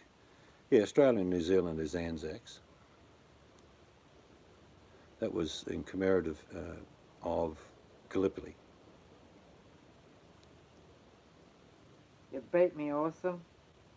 Hmm? This pickled dick sometimes comes in and says some stupid things. Pickled Dick. It Yeah, sounds it's like probably Elvis. Is it? Oh well. Well, who do you think it is? I don't care. Yeah, it goes back a long way. Canada and Australia.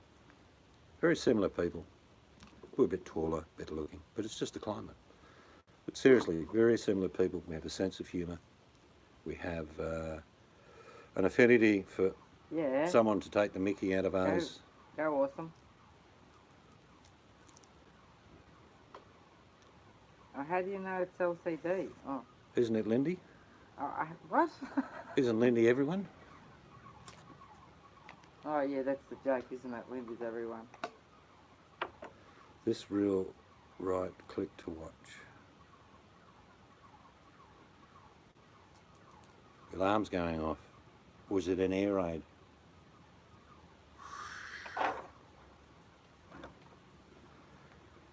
Actually, I've been watching a series on Vietnam on Netflix.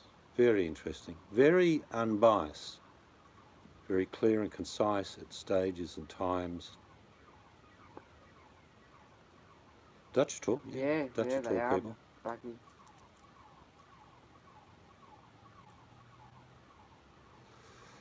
Yeah, Vietnam was, well, a mess. It was a collapsed colony of France. It was France's only real colony, let's be honest. There's a few other little ones they have even today, but they failed miserably in Vietnam. The point that, as a kid, and we're talking the early 70s, I'm thinking, what the hell are we doing there? Why are we in Vietnam?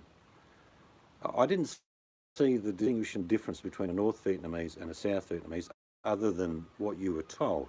Viet Cong, South Vietnamese. I'm just thinking they're all Vietnamese.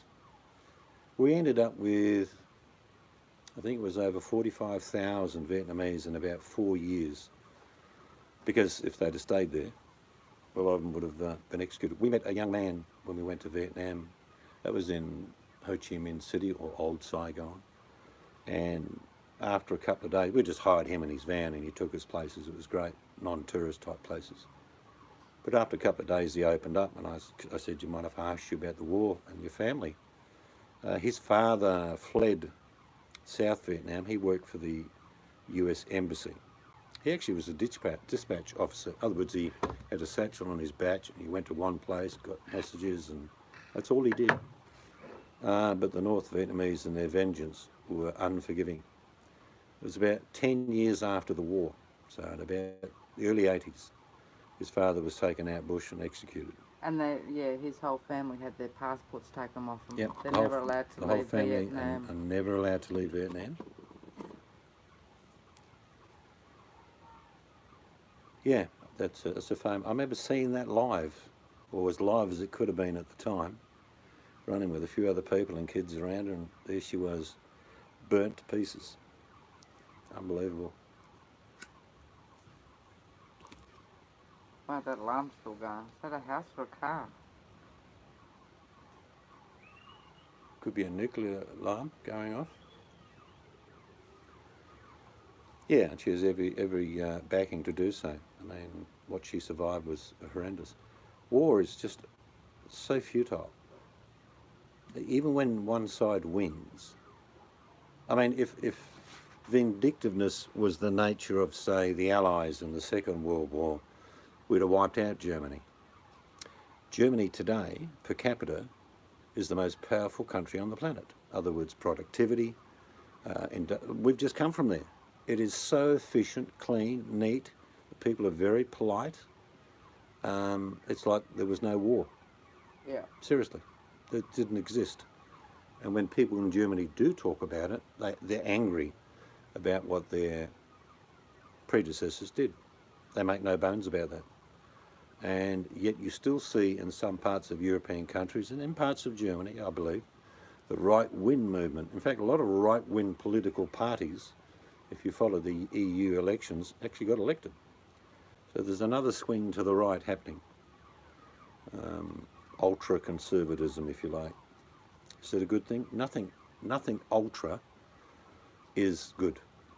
You don't always have to be middle of the road, and you can make changes to do things, but to be extreme or extremist in your political views is dangerous. Seal, what stamp, Seal? You're still telling me I've got a low battery. Seal. There's something going on. You do time. All right, try a different battery. You don't have to unplug it. Let's try this one. So that should just be on.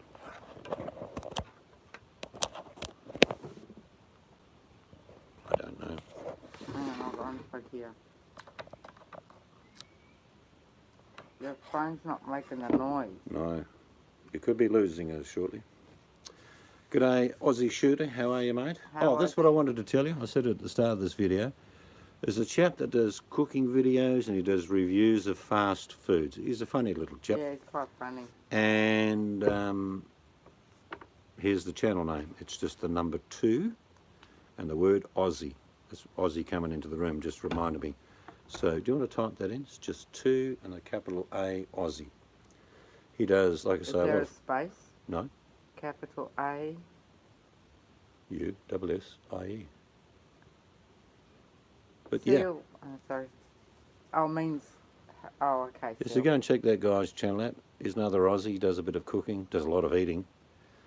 And he does a lot of videos with his daughter. He says it's his wife.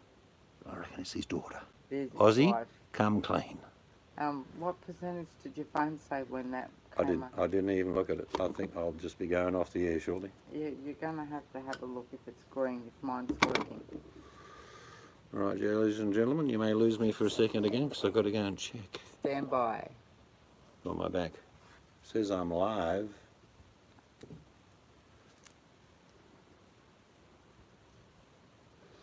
Am I here? Yeah. I'm here. Yeah, so go check him out. And if you go and have a quick gander, you don't have to stay, but if you do, have a look. And if you like fast food, he does a heap of that stuff. Okay, VMAC. VMAC finished a coffee break. Yeah, she's doing stuff in between. Oh, okay. Yeah, I think you either need a new phone or you've got to go and get this phone checked because, I mean, this needs a new lead.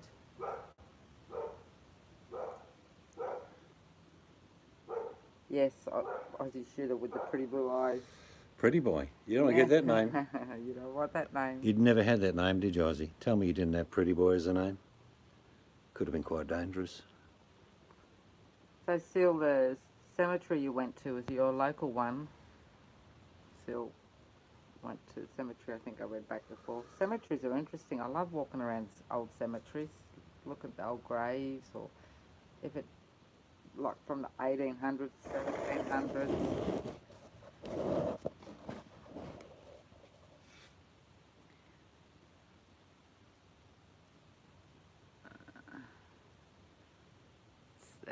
Bucky says, check out Ram channel. What's that in English? I don't know.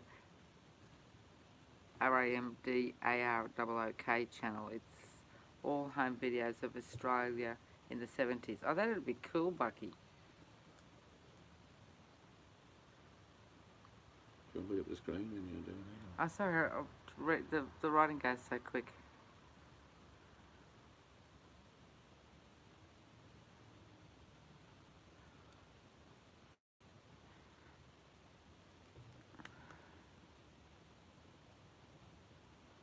I've got, it's in text. You can go check the channel out that Bucky's telling you when you upload this. You can go back. Okay, yeah. I've got to find the name of this channel. I'll just... I forget the name of this channel where there is these two, and I don't know whether they're Indian or Sri Lankan, whatever, but they dig and make houses under the ground and put structures up, and absolutely brilliant. I'll find what it is the next time on, I'll drop the link into the channel. So what are you up to, Aussie? Anything exciting? Have you built a Viking ship to row across the oceans to the US yet?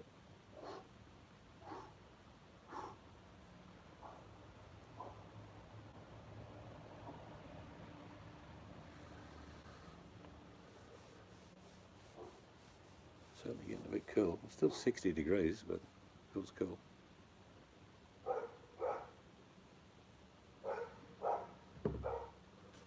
Guard dog's barking. Or he's hungry, one of the two. I like my man like sweet and chocolate. You sexy thing. Do do do do do do.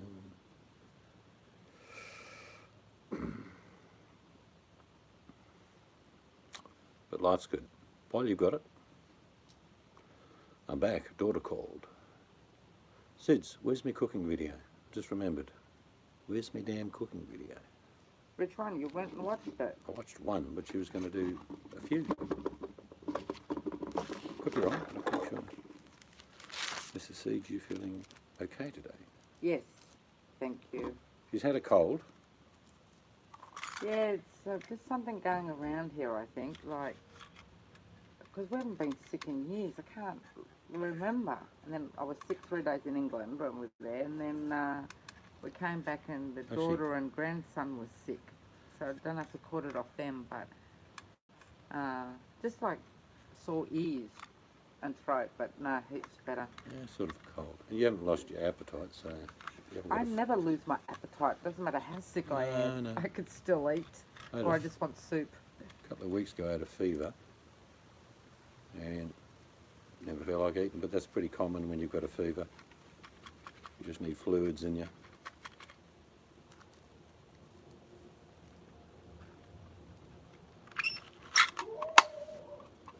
Funny old one. Yeah. Ooh. Sounds like a B-52 bomber coming over.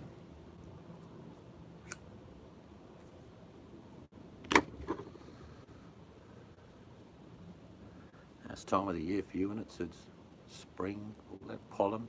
Yeah, I don't know. It could even be that, I suppose. Not here. You don't get pollen this time of year. Everything's fallen off, dead. Could be some somewhere. So, it's the middle of the year, or very close to the middle of the year. Oh, God, already.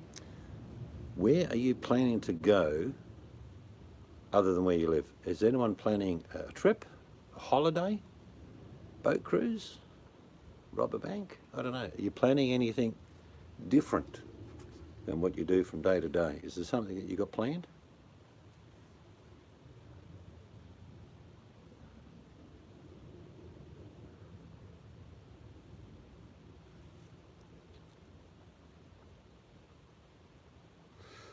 Yep, there's a couple of old remedies from my family. One is barley water,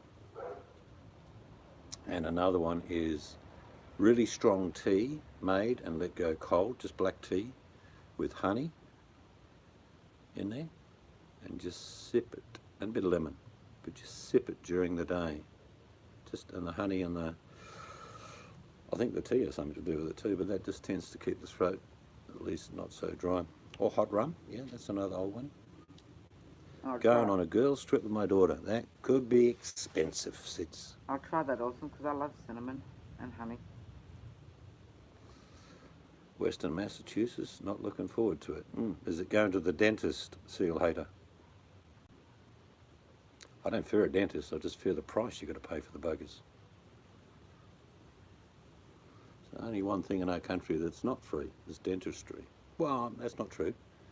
If you're unemployed or on a healthcare card, you get really cheap dentistry. We've got a friend that lives very close to Hot Springs, Arkansas.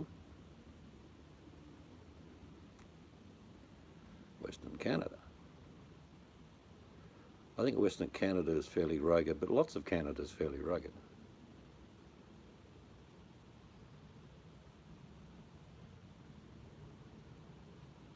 Yeah, ginger's good.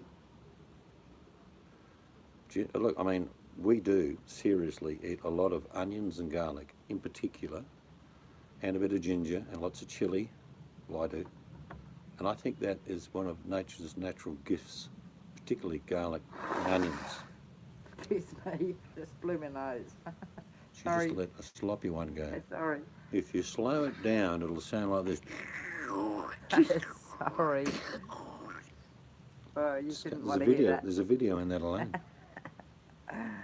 How to Blow Your Nose by Mystic Angel. Oh, alarm again.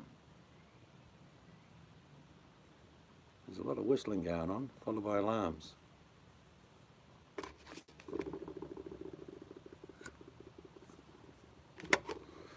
Well, it's that time of the day over there, particularly in Canada and the US. What's for breakfast? Coffee and a cigarette? Must be somebody eating something for breakfast. Toast? Is toast a big item menu in breakfast? In North America, like we tend to go over a bit of toast in the morning every now and then. I can eat toast any time of the day. True. You eat lots of bread. Yes.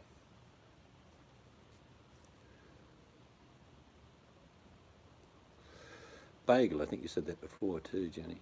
Yeah, bagel with that cream cheese. Porridge. Yum, I love Yeah, porridge. is oats, Yeah. oatmeal, omelets. Omelets great. What people? I wonder. Yeah, you're welcome to come and stay, Suds. Not a problem. Bacon and watermelon. Good one, awesome. Sounds a bit different. Actually, I do like watermelon though. You didn't wrap the bacon around the watermelon and fry it, did you? I don't think so. Yeah, I'm not a big breakfast person. Probably once a week I make bacon and eggs for the missus. Bit of toast, maybe a sausage. Flavoured cream cheese. The best time to have a watermelon is when they're really ripe, of course. Hello, Lynn. Is when it's really hot. I mean, when it's stinking hot and the sun's gone down. Still warm. You pull that big watermelon out of the fridge. It's been in there all day. And then you get, I used to use an axe. My kids used to sit around going, cold watermelon on a hot evening. Something special about that. Smoke weed and coffee. Well, that'll get your day going. And then you fall asleep and think, tomorrow.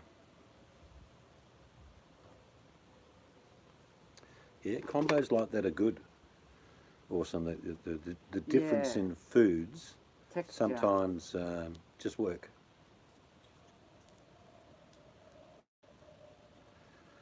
Well, actually, my grandfather he had what was called a horse syringe, giving a horse a needle, big bugger. He used to make his own whiskey, so he would grow melons on the vine still, just near the top of the stub. He showed me, just work it in there, and then he used to feed it with whiskey. And because before he put the needle in, he'd actually got a little round thing that he cut like a plug. And after he took the needle out, he put the plug back in and turned it a bit. Watermelon whiskey. Whew, strong, because his whiskey was pretty damn strong. I don't think he ever had we'll check the percentage of alcohol. It was just your eyebrow fell off, and then you know it was ready. You can do that with, you can only do it for a day or two. You can do that with tomatoes, any type of plant like that, like a watermelon or cantaloupe. You can just inject the day before you pull it off the vine, because what the plant does, it soaks it through. And I think if you left it more, it would just die, to be honest. All that whiskey pumped into it. How to preserve it? No, it just soaks through the membranes. I know you can do it with oranges. I don't think you can do it with mandarins, the way that it's constructed. What beer do you drink? We have very few beers, but we have dark beer. We love dark beer. Don't like VB. Bit bitter. Cottage pie was sensational. And we actually had a second helping tonight, and we've got 4 meals still left over. They're going to go in the freezer. Yeah, we'll put them up for auction. Yeah, no, it tasted bloody brilliant. It's just that, for me, that's a cottage pie, but even a shepherd's pie with lamb's very similar. But those little layers of flavour, different sauces, bit of this, bit of stock, onion. I had those capsicums, so I threw them in, but I could have had chilies and threw them in. Put a little bit of crushed chili paste through there too. It's just that combination that is a flavour bubble, and it's so delicious. Of course, the mashed potato, crispy on top, soft underneath. But you've got to cook it for people rush their ground beef. Whatever you're making with ground beef, take your time. It's different than no other protein. You've got to give it time. For me, you either cook food very quickly or very slowly. There isn't much that I cook in between. Like a stir fry, it's over and done with within a couple of minutes. It's finished. And a beef stew, 3 or 4 hours. Chili, 5 or 6 hours. So it's either one or the other. Do you ever drink moonshine? See your last? I've had homemade moonshine, which nearly blew my ears off. Actually, there's a spirit made out of, and it's called vodka in Russia, but you can brew potato peelings. And my brother-in-law did it 40 years ago as an experiment, and we had about a dozen of these bottles, and it smelled okay, didn't smell bad. Opened it up, pour it into a glass. It looked like champagne. Now, I only had one glass. I don't remember the rest of the week. I don't know how strong this shit was. It was, whoa. Yet it tastes like soft drink. Oh, this is going down easy. Ooh.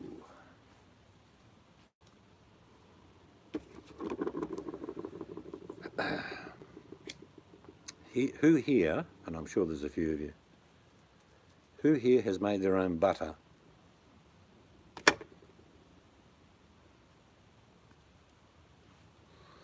So easy. There's a slow way to do it, where your arm falls off, or there's a quick way to do it.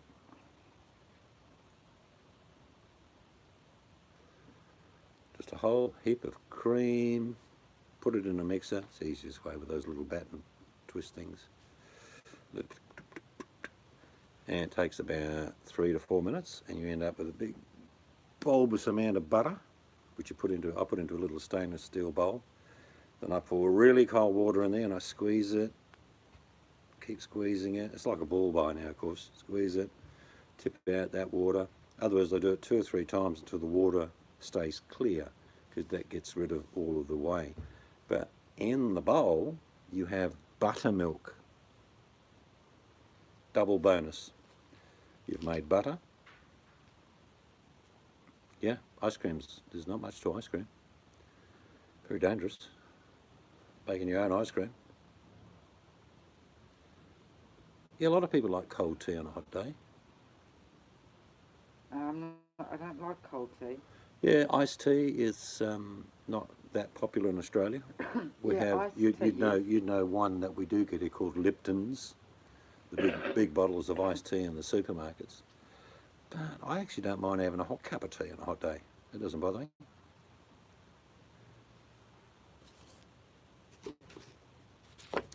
But there's not much to, and I don't mean this flippantly, because there's not much to making butter, cheese. You can make cottage cheese is the easiest thing in the world to make, and it's quite nice if you've got a nice fresh salad and you made your own cottage cheese. Always leave it overnight in the fridge. Break it up. It's a bit like mozzarella. Yeah, I like, Seeds likes iced coffee. I like iced mocha. Yeah, I like iced coffee. And No, I not a like lot. I don't those, have it a lot. I like those blended. We don't have cold any. drinks. I don't have any sugar, and I literally will have. If you can imagine, the tiniest pinch of sugar goes in anything I have, tea or coffee, and it really is grains.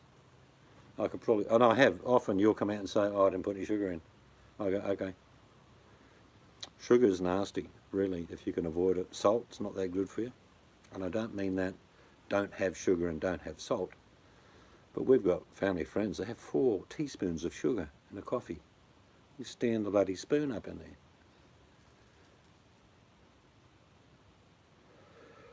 Actually, when I was a kid, no one drank coffee at all. I mean, zero. It was always tea. There were no exceptions to that rule. Yeah, I like those blended ones, VMAC. My daughter put me onto them.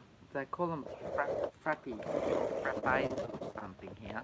Oh, you mean the cold iced coffee? Yeah. Yeah. One of my grandsons loves that. Oh, William likes the The other caramello one. one. With the stuff on top, yeah. The Freddo Frog one. I Yeah. like the caramel one. I like caramel.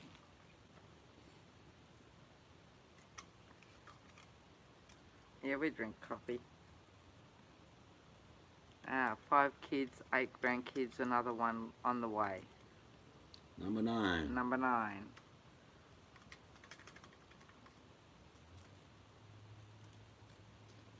I don't know if they had a lot of sugar, Lynn. I don't care. I like them. You have more sugar than I do, but I don't buy we them. don't have a lot of sugar. Yeah, I don't buy them often. But yeah, that's my little treat. Or my daughter takes me out, she'll buy me one, or I'll buy her one. We've got a cafe here called Dome, and they make a really good one. Sid has 4 kids and... What? 4 kids and 15 grandkids? Yeah, one of them produces well. My God, Sids. Hey, High Country. First time on the screen at Sid's Play. G'day, hi. I look at some of your videos actually. I don't leave lots of comment because I'm lazy, but I did Yeah, watch you a do. few of your trout fishing and all that. It's real good. Oh, there you go. There's a channel everyone can sub up to. Yeah, if you're going to have a quick look, go and look at High Country. He's got a lot of fish. He's in New Zealand, which we won't hold it against him. It's a little thing we have between Australia and New Zealand. We just take the piss out of each other. But they're very much like us. They're funny buggers. And you want to talk about lamb? New Zealand lamb is superb. Mind you, the whole country. Look, I've been all over the world, and it's greener in New Zealand than anywhere else I've been. We love New Zealand. When We think they must spray paint it green overnight just to make sure it stays green.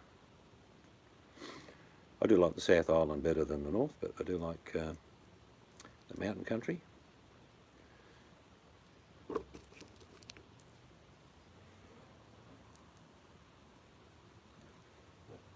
Oh, you want to put that up on YouTube, Sid? That'll go viral. Yeah, that's grandkids for you. Yeah, I just think it must be the grass in New Zealand. Our lamb's great, don't knock us. Our lamb's good, but New Zealand lamb is superb.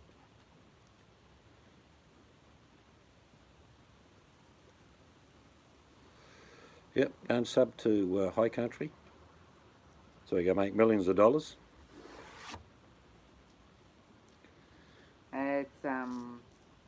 Limbs still get monetised again. We don't have to fly fish for eels in Australia. The bastards jump on the hook anyway. They're just big worms. What? What's big worms? Eels. Oh. Like I said before, I think we talked about eels with Vinny.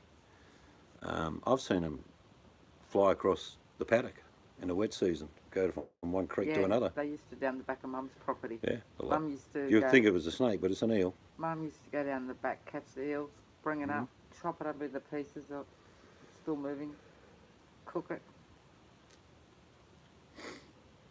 Actually, like I say, when I was a kid, eel was very common.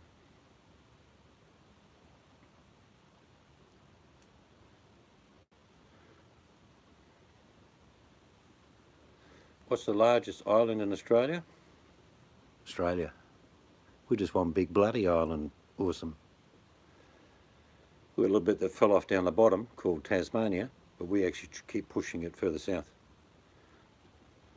What have you been up to? I asked you. High Country asked what he's been up to today. I don't get to see all the chat, no, sorry mate. No, I've got to read the chat for him.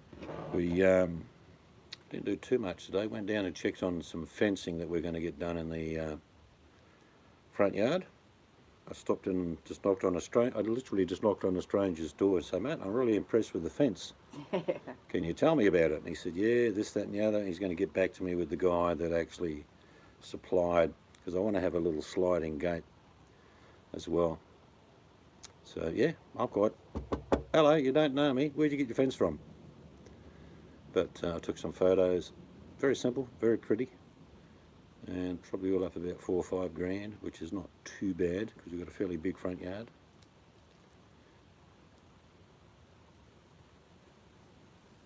Oh, that's cool, Bucky. Well, if he's gone to New Zealand, you might not see him again. It's very hard to leave there. It's a beautiful country. What the advertisers want? What's this? Yeah, VMAX is sanctioned because Rosie got demonetised. Yeah, that's right, VMAX. They're just cleaning stuff up. I really don't care. We put videos up because we want to. Yeah. We like to share. Plus, it's another avenue of a backup copy of whatever you want. Yeah, it's just a bit like a video diary for us. But I mean, I've been monetised for years, and I don't make, I don't know, $20 a month maybe. Awesome. We've always given that money away in prizes and stuff, as people would know. Awesome hooker wrote, Australia is a continent. Laugh out loud. At least according to the Australian trivia site I pulled questions from for trivia on Saturday. It's the smallest continent in the world and the biggest island. We've got beaches everywhere. No matter where you go in Australia, if you keep going, you're going to hit a beach, which is good.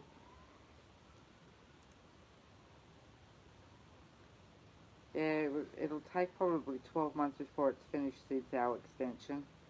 Yeah, we're not rushing. There's a lot of work to do after the construction's finished. What we're going to do, a fair bit of the painting ourselves, and then I'll be doing a bit of landscaping. Ooh, 150. I think my biggest was about 109.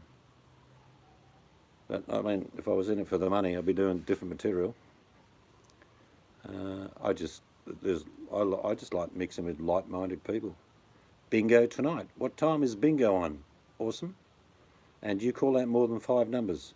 Well, her not. Well, Because you watch Awesome was saying, eyes down, number 1. Actually, number 1 came from the Roman numerology in Constantine's era. Stop it.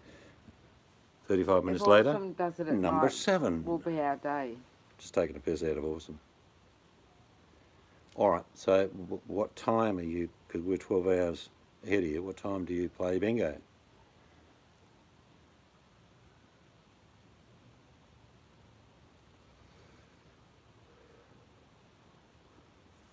Awesome. What time's your bingo? She's got to put Did you? the card. Maybe you can have a chat with Awesome. 9 a.m. tonight, which is... so it's shortly. So you're saying in an hour or so, is that what you're saying? No. It's 9:30 here. She said 9 a.m. 9 tonight, which means 9 a.m. for us tomorrow. Oh, that's what you're saying. Our Yes. time. All right. Well, I'll be up.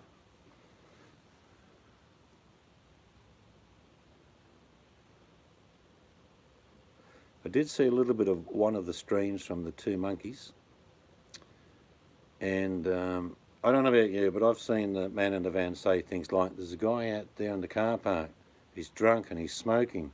I hate smokers and drunks. Yeah, well, it's pretty obvious. Really? He sold his And he'd turn his head again and say, tweakers. He sold his soul. Oh, I watched a bit of that stream and all I thought was Stephen King, Psycho, Jack Nicholson and The Shining. So many movies could have been made of that. And, I mean, I certainly don't know this character up in Canada, but my friend from New Zealand, if he's still here, will understand what I'm saying. There's a few sheep missing in the top paddock.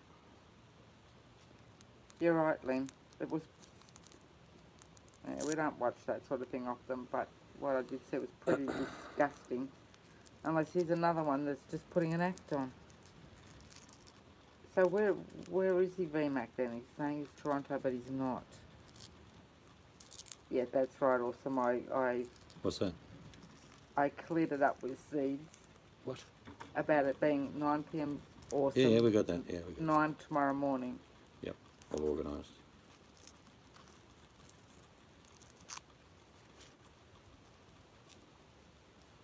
Scarborough. All right. Oh, we've got a Scarborough. I used to, and I'm not telling tall tales, used to work in a prison in the psychology department. And I watched probably 20 minutes of that hangout, and I can tell you, now some people say bipolar, but it's actually a bit more complicated than that. I don't know who this character is in Canada, but he certainly suffers from depression in a big way. He's seeking, none of this is for the man in the van. All this that's happening has got nothing to do with the man in the van. He just been the lucky owl who's caught all the money. What is this all about? It's the attention for the man in Canada. It's for whether it's notoriety. Some people don't care if they get attention through good news or bad news. It doesn't matter. And what you're seeing unfold is someone who's grabbing the limelight, spreading their wings, being gregarious and silly, and in effect it's probably one of the loneliest people. But mind you, the person that he has attracted is nearly identical. 2 loners together, one who's giving the money and the one who's taken it, whether people are smoking around him or drinking or abusing him, because this is where this will go. And I told Bully the other night, he said, no, you don't know what you're talking about. what you're going to see is the man in Canada get quite aggressive because the attention will shortly be off him. Remember what I'm saying now. All the golden goose and the eggs that are going out now, but when the attention, the limelight is taken away from him, you'll see a different side to that man in Canada. Mark my words.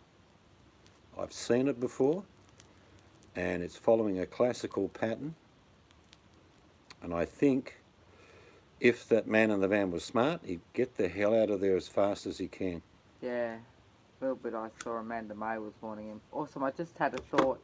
If you put the bingo card up on the screen, I've got to try and remember not to use my bingo dabber on the screen. Really? Actually, you could just do that, awesome. Just display it on the screen. Where should you go? 42? Yep. 17? Dab the screen.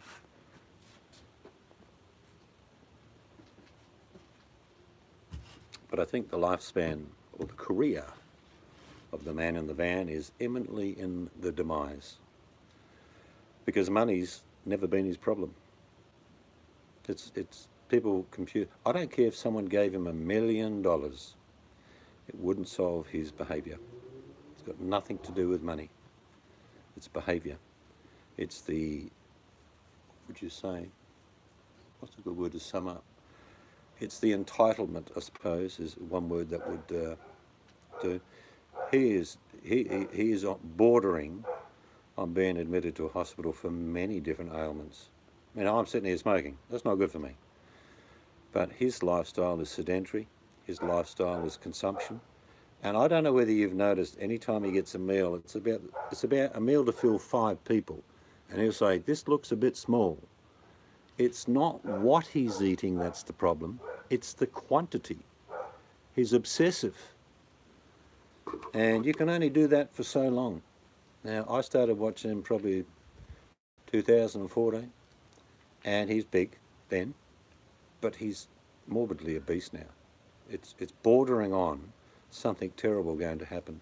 I don't know what his liver looks like, but I wouldn't want it. I don't think so, VMAC. I think when you're demonetised, I don't think you can do super chat. No, you get no super chat, you get no AdSense, it just stops. No, he's just sedentary full time. In fact, I've heard him get out of his vehicle, go into a shop, get back and puff and pant. But he's been right next to the shop. There's another Aussie channel, Highlander, that sees watches. Did you read about Highlander? No, Highlander. I don't see Sorry, all the chat. Call him Highlander. It's good to run into a few Aussie channels a bit more closer to home. No, but I mean, be pot calling kettle, wouldn't it, VMAC? You're fat. I mean, they're both enormous. Well, gravy trains do run for a while, and then you find a new driver every now and then, or a new father figure. But eventually the train stops, and the impact of that is devastating. Now, I don't think the gravy train's going to stop before the health wagon comes on board. And in fact, I nicknamed that person in Canada The Undertaker about 3 months ago, because all he's doing is killing the man in the van slowly.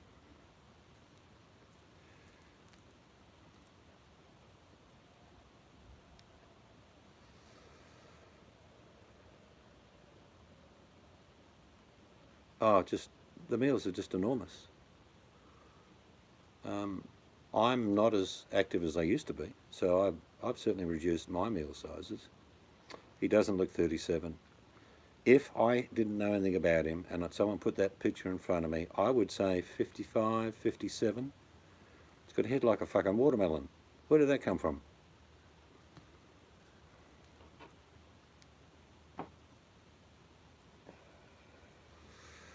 He's not well.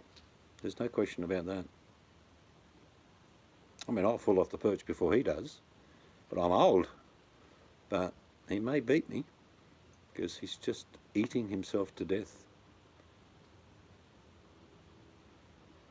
Well, most of the meals I've ever seen him eat are on a plastic plate with a plastic knife and fork, and it looks like it's the end result of eating, not the beginning of eating.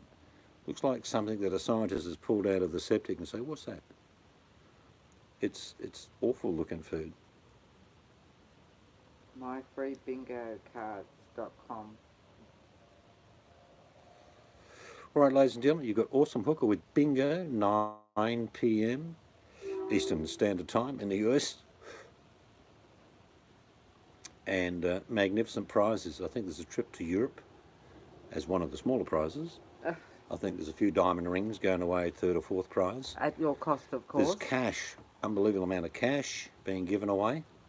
And of course there'll be Uber awesome.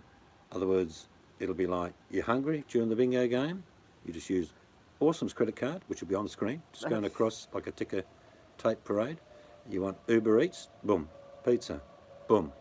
Chinese. So don't miss it. 9 p.m. Eastern Standard Time, Awesome's big giveaway, bingo night.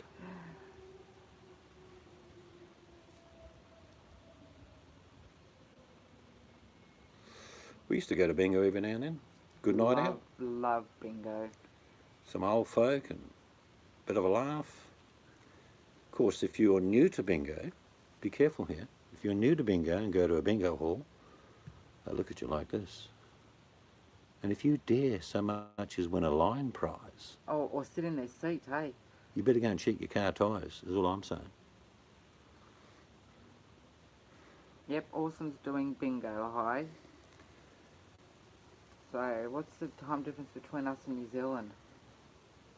Hey, you've already seen the shower video, you just had to get JP now.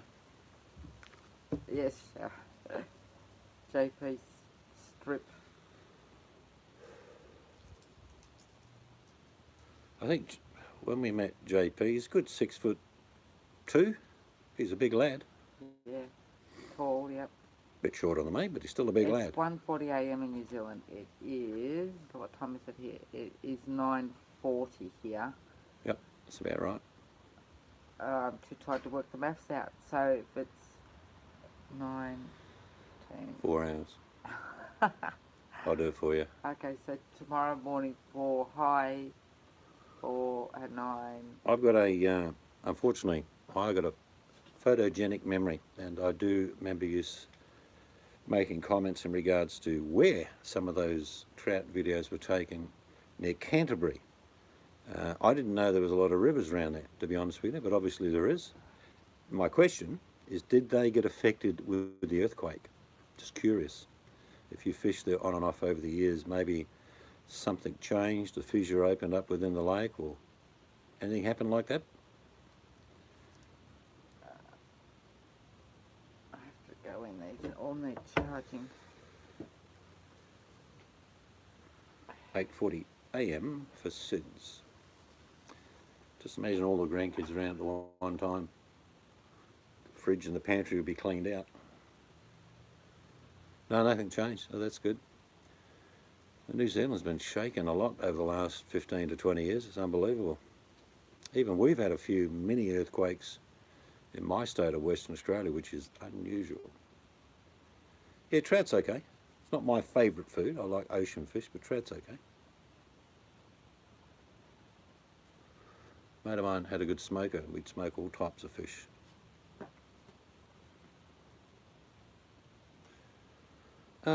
Then I don't have much involved with that in regards to chemtrails, is what you're talking about, I think. Yeah, we haven't really looked that up or studied Well, that no, much, I understand what people say and what I've seen, and what I would suggest is, Len, if I wanted to do damage to humans, there's a far more efficient way than spraying the skies. If me and, give you an example, Awesome Hooker decided to get a 5-ton truck filled with terrible chemicals and go through 6 or 7 states overnight, tapping into their reservoirs, I wouldn't need to have chemtrails to kill people slowly. That's what I'm trying to explain. So I don't have a lot of credence to it. I'm sure there's something in it. There is evidence to prove things have been sprayed. But the truth of the matter, if you wanted to depopulate the planet, doing it with chemtrails is a very slow process. Yeah, no, I don't disagree with people that think something underfoot is definitely happening. It's just a very slow way to do it. You know, the Georgia Guidestones, 500,000, all that. Well, there are more than 500,000 incredibly wealthy people, billionaires on the planet, all right? So there's 500,000 at least multi-billionaires. Now, if they reduce the population to 500,000, they happen to be the 500,000. None of them work a day's work in their life. None of them can probably cook, clean. Who's going to do all the work? What sort of bugs do you mean, Seal? We have bugs. Do we have a bug problem? We've got more bugs than you can imagine. Oh, going in. So I'm not against anyone that thinks that there is a conspiracy regarding that, but if it's a way to do the damage that they want to do, there are far quicker ways to do it. Not to my knowledge, no. I know, yes, certain areas, Seal. What happens depending where you live, especially in mining towns and stuff like summer, when it's bad mozzie season? Yes, they do spray. No, I didn't mean that type of spray. Oh. Yeah, I know what you're saying, but no. But, you know, if it's depopulation, I mean, I don't want to be really cynical, but if I wanted to depopulate the planet, I'd find a few viruses, let them go, and see how quick that happened. Fast. No, I think what's happened is that our atmosphere's changed, Lynn. I fully agree that with huge emissions of carbon dioxide, the skies are a bit lighter, to give you an idea. They're not as blue as they used to be. Well, the only thing that people on this planet that own the planet want to do is to remain at the top. It's never changed. There are family names I could rattle off that you would already know. And I'll just throw one at you, Rothschilds. I could keep going. But these people have been in charge at some stage for thousands of years. It's not new. In other words, the people at the top of the tree want to remain at the top of the tree, and those bastards would do anything they had to do to stay there. It's true. Because if, like a democracy, if it worked correctly, we would all, over a period of generations, family-wise, got wealthier and wealthier. But what do? They always take a bit of your money back all the time. A bit of a collapse. Oh, a bit of your 401k, a bit of your super. We just get, and all you do is live day to day. So, people at the top want to stay at the top. No matter what it takes, they will stay there. And if we were lucky enough, Lynn, to get out of those 500,000 multi-billionaires, if we could get 400,000 of them and drown the little buggers, you know, in Milford Sound, because it's really deep in Milford Sound, isn't it, high? There'd still be 100,000 of the bastards left, and then they'd multiply. And in fact, if we could get all 500,000 of them and drown them in Milford Sound, all gone, every one of them, what would happen? Well, the frailty of human nature, as it is that they would be replaced by another 500,000 bastards. That's how it works. There's a tree at the top and there's the base of the tree.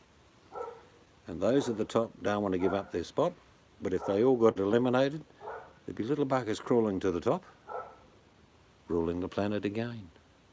It happens all the time. It's like I don't argue with people about politics, but when you talk about communism, socialism, republics, you can go through the whole list. There's a whole list of things. And if you work out, if you lived in any of those countries, there's still rich bastards at the top and the average working man down the bottom. No matter where you go, no matter what political system, it doesn't matter. It just boils down to the rich bastards at the very top want to stay there.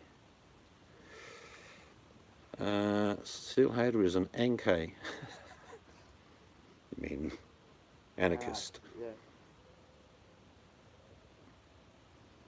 Yeah, but I mean, you could fight it, you could scream and shout, or you could get on with your life, love the people around you, do the best. It's a metaphor. Jesus Christ. But just get on with your life, do the best you can. There's always a law that pisses me off, but generally it's by the people that own the planet. You know what I mean? Here we go. Here's a classic for the people that are movie lovers. Awesome Hooker and Lynn Russell. You have won tickets to the island. Great metaphor movie, The Island. If you've seen the movie, you know what I'm talking about.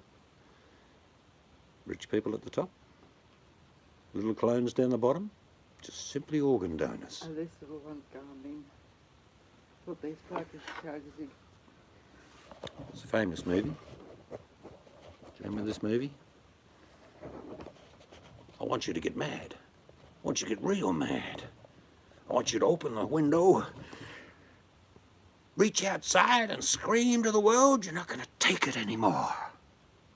Newsfront, another good movie, another metaphor for the little bugger trying to fight the big bastards at the top, and it never works.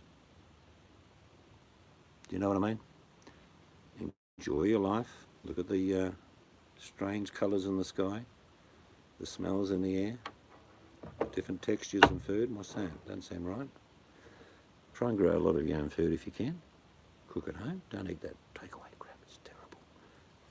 Some okay sometimes. It truly does boil down to we are all the masters of our own destination to a certain extent. What I mean by that? Well, you can do whatever you can, but laws and legislation, and when the rich bastards want to steal a bit of your money, they're going to do it anyway. Oh, look, stock market crash. Rich buggers at the top, they press the button. They buy down the bottom. JP Morgan. Len, you with me? JP Morgan. Actually set them up, JP. Yep. Everyone sells. Pennies on the dollar. Nothing changes. All right? Nothing changes. You could, if you were clever, buy an island, build your own society, no taxes, everyone chips in, everyone egalitarian society. Beautiful. And then some government would say, well, we now own that island, you all got to pay tax. I'm just warning you, it's going to go in a minute. We're going to go. All right, well the battery's going to thanks, die. people. Good to catch up with you, Hi. People, if you haven't gone to Hi's channel, go and have a look at his videos. If you like what you see, sub up. And Awesome Hooker Bingo. Bingo, 9 p.m. Eastern Standard Time. Massive prizes. And I love yous all. Love, love, love. She's like this all the time. I put a Snapchat video up, Awesome. It's a message, I say it in there. I love yous all. I don't know what to do. All right, guys. Whatever you're doing today, enjoy it. Have fun. Eat well. And if you see any mongrels on YouTube, just stand on them. Just crush them. Yep. Or ignore them. It's a lot easier to ignore them. I didn't see that.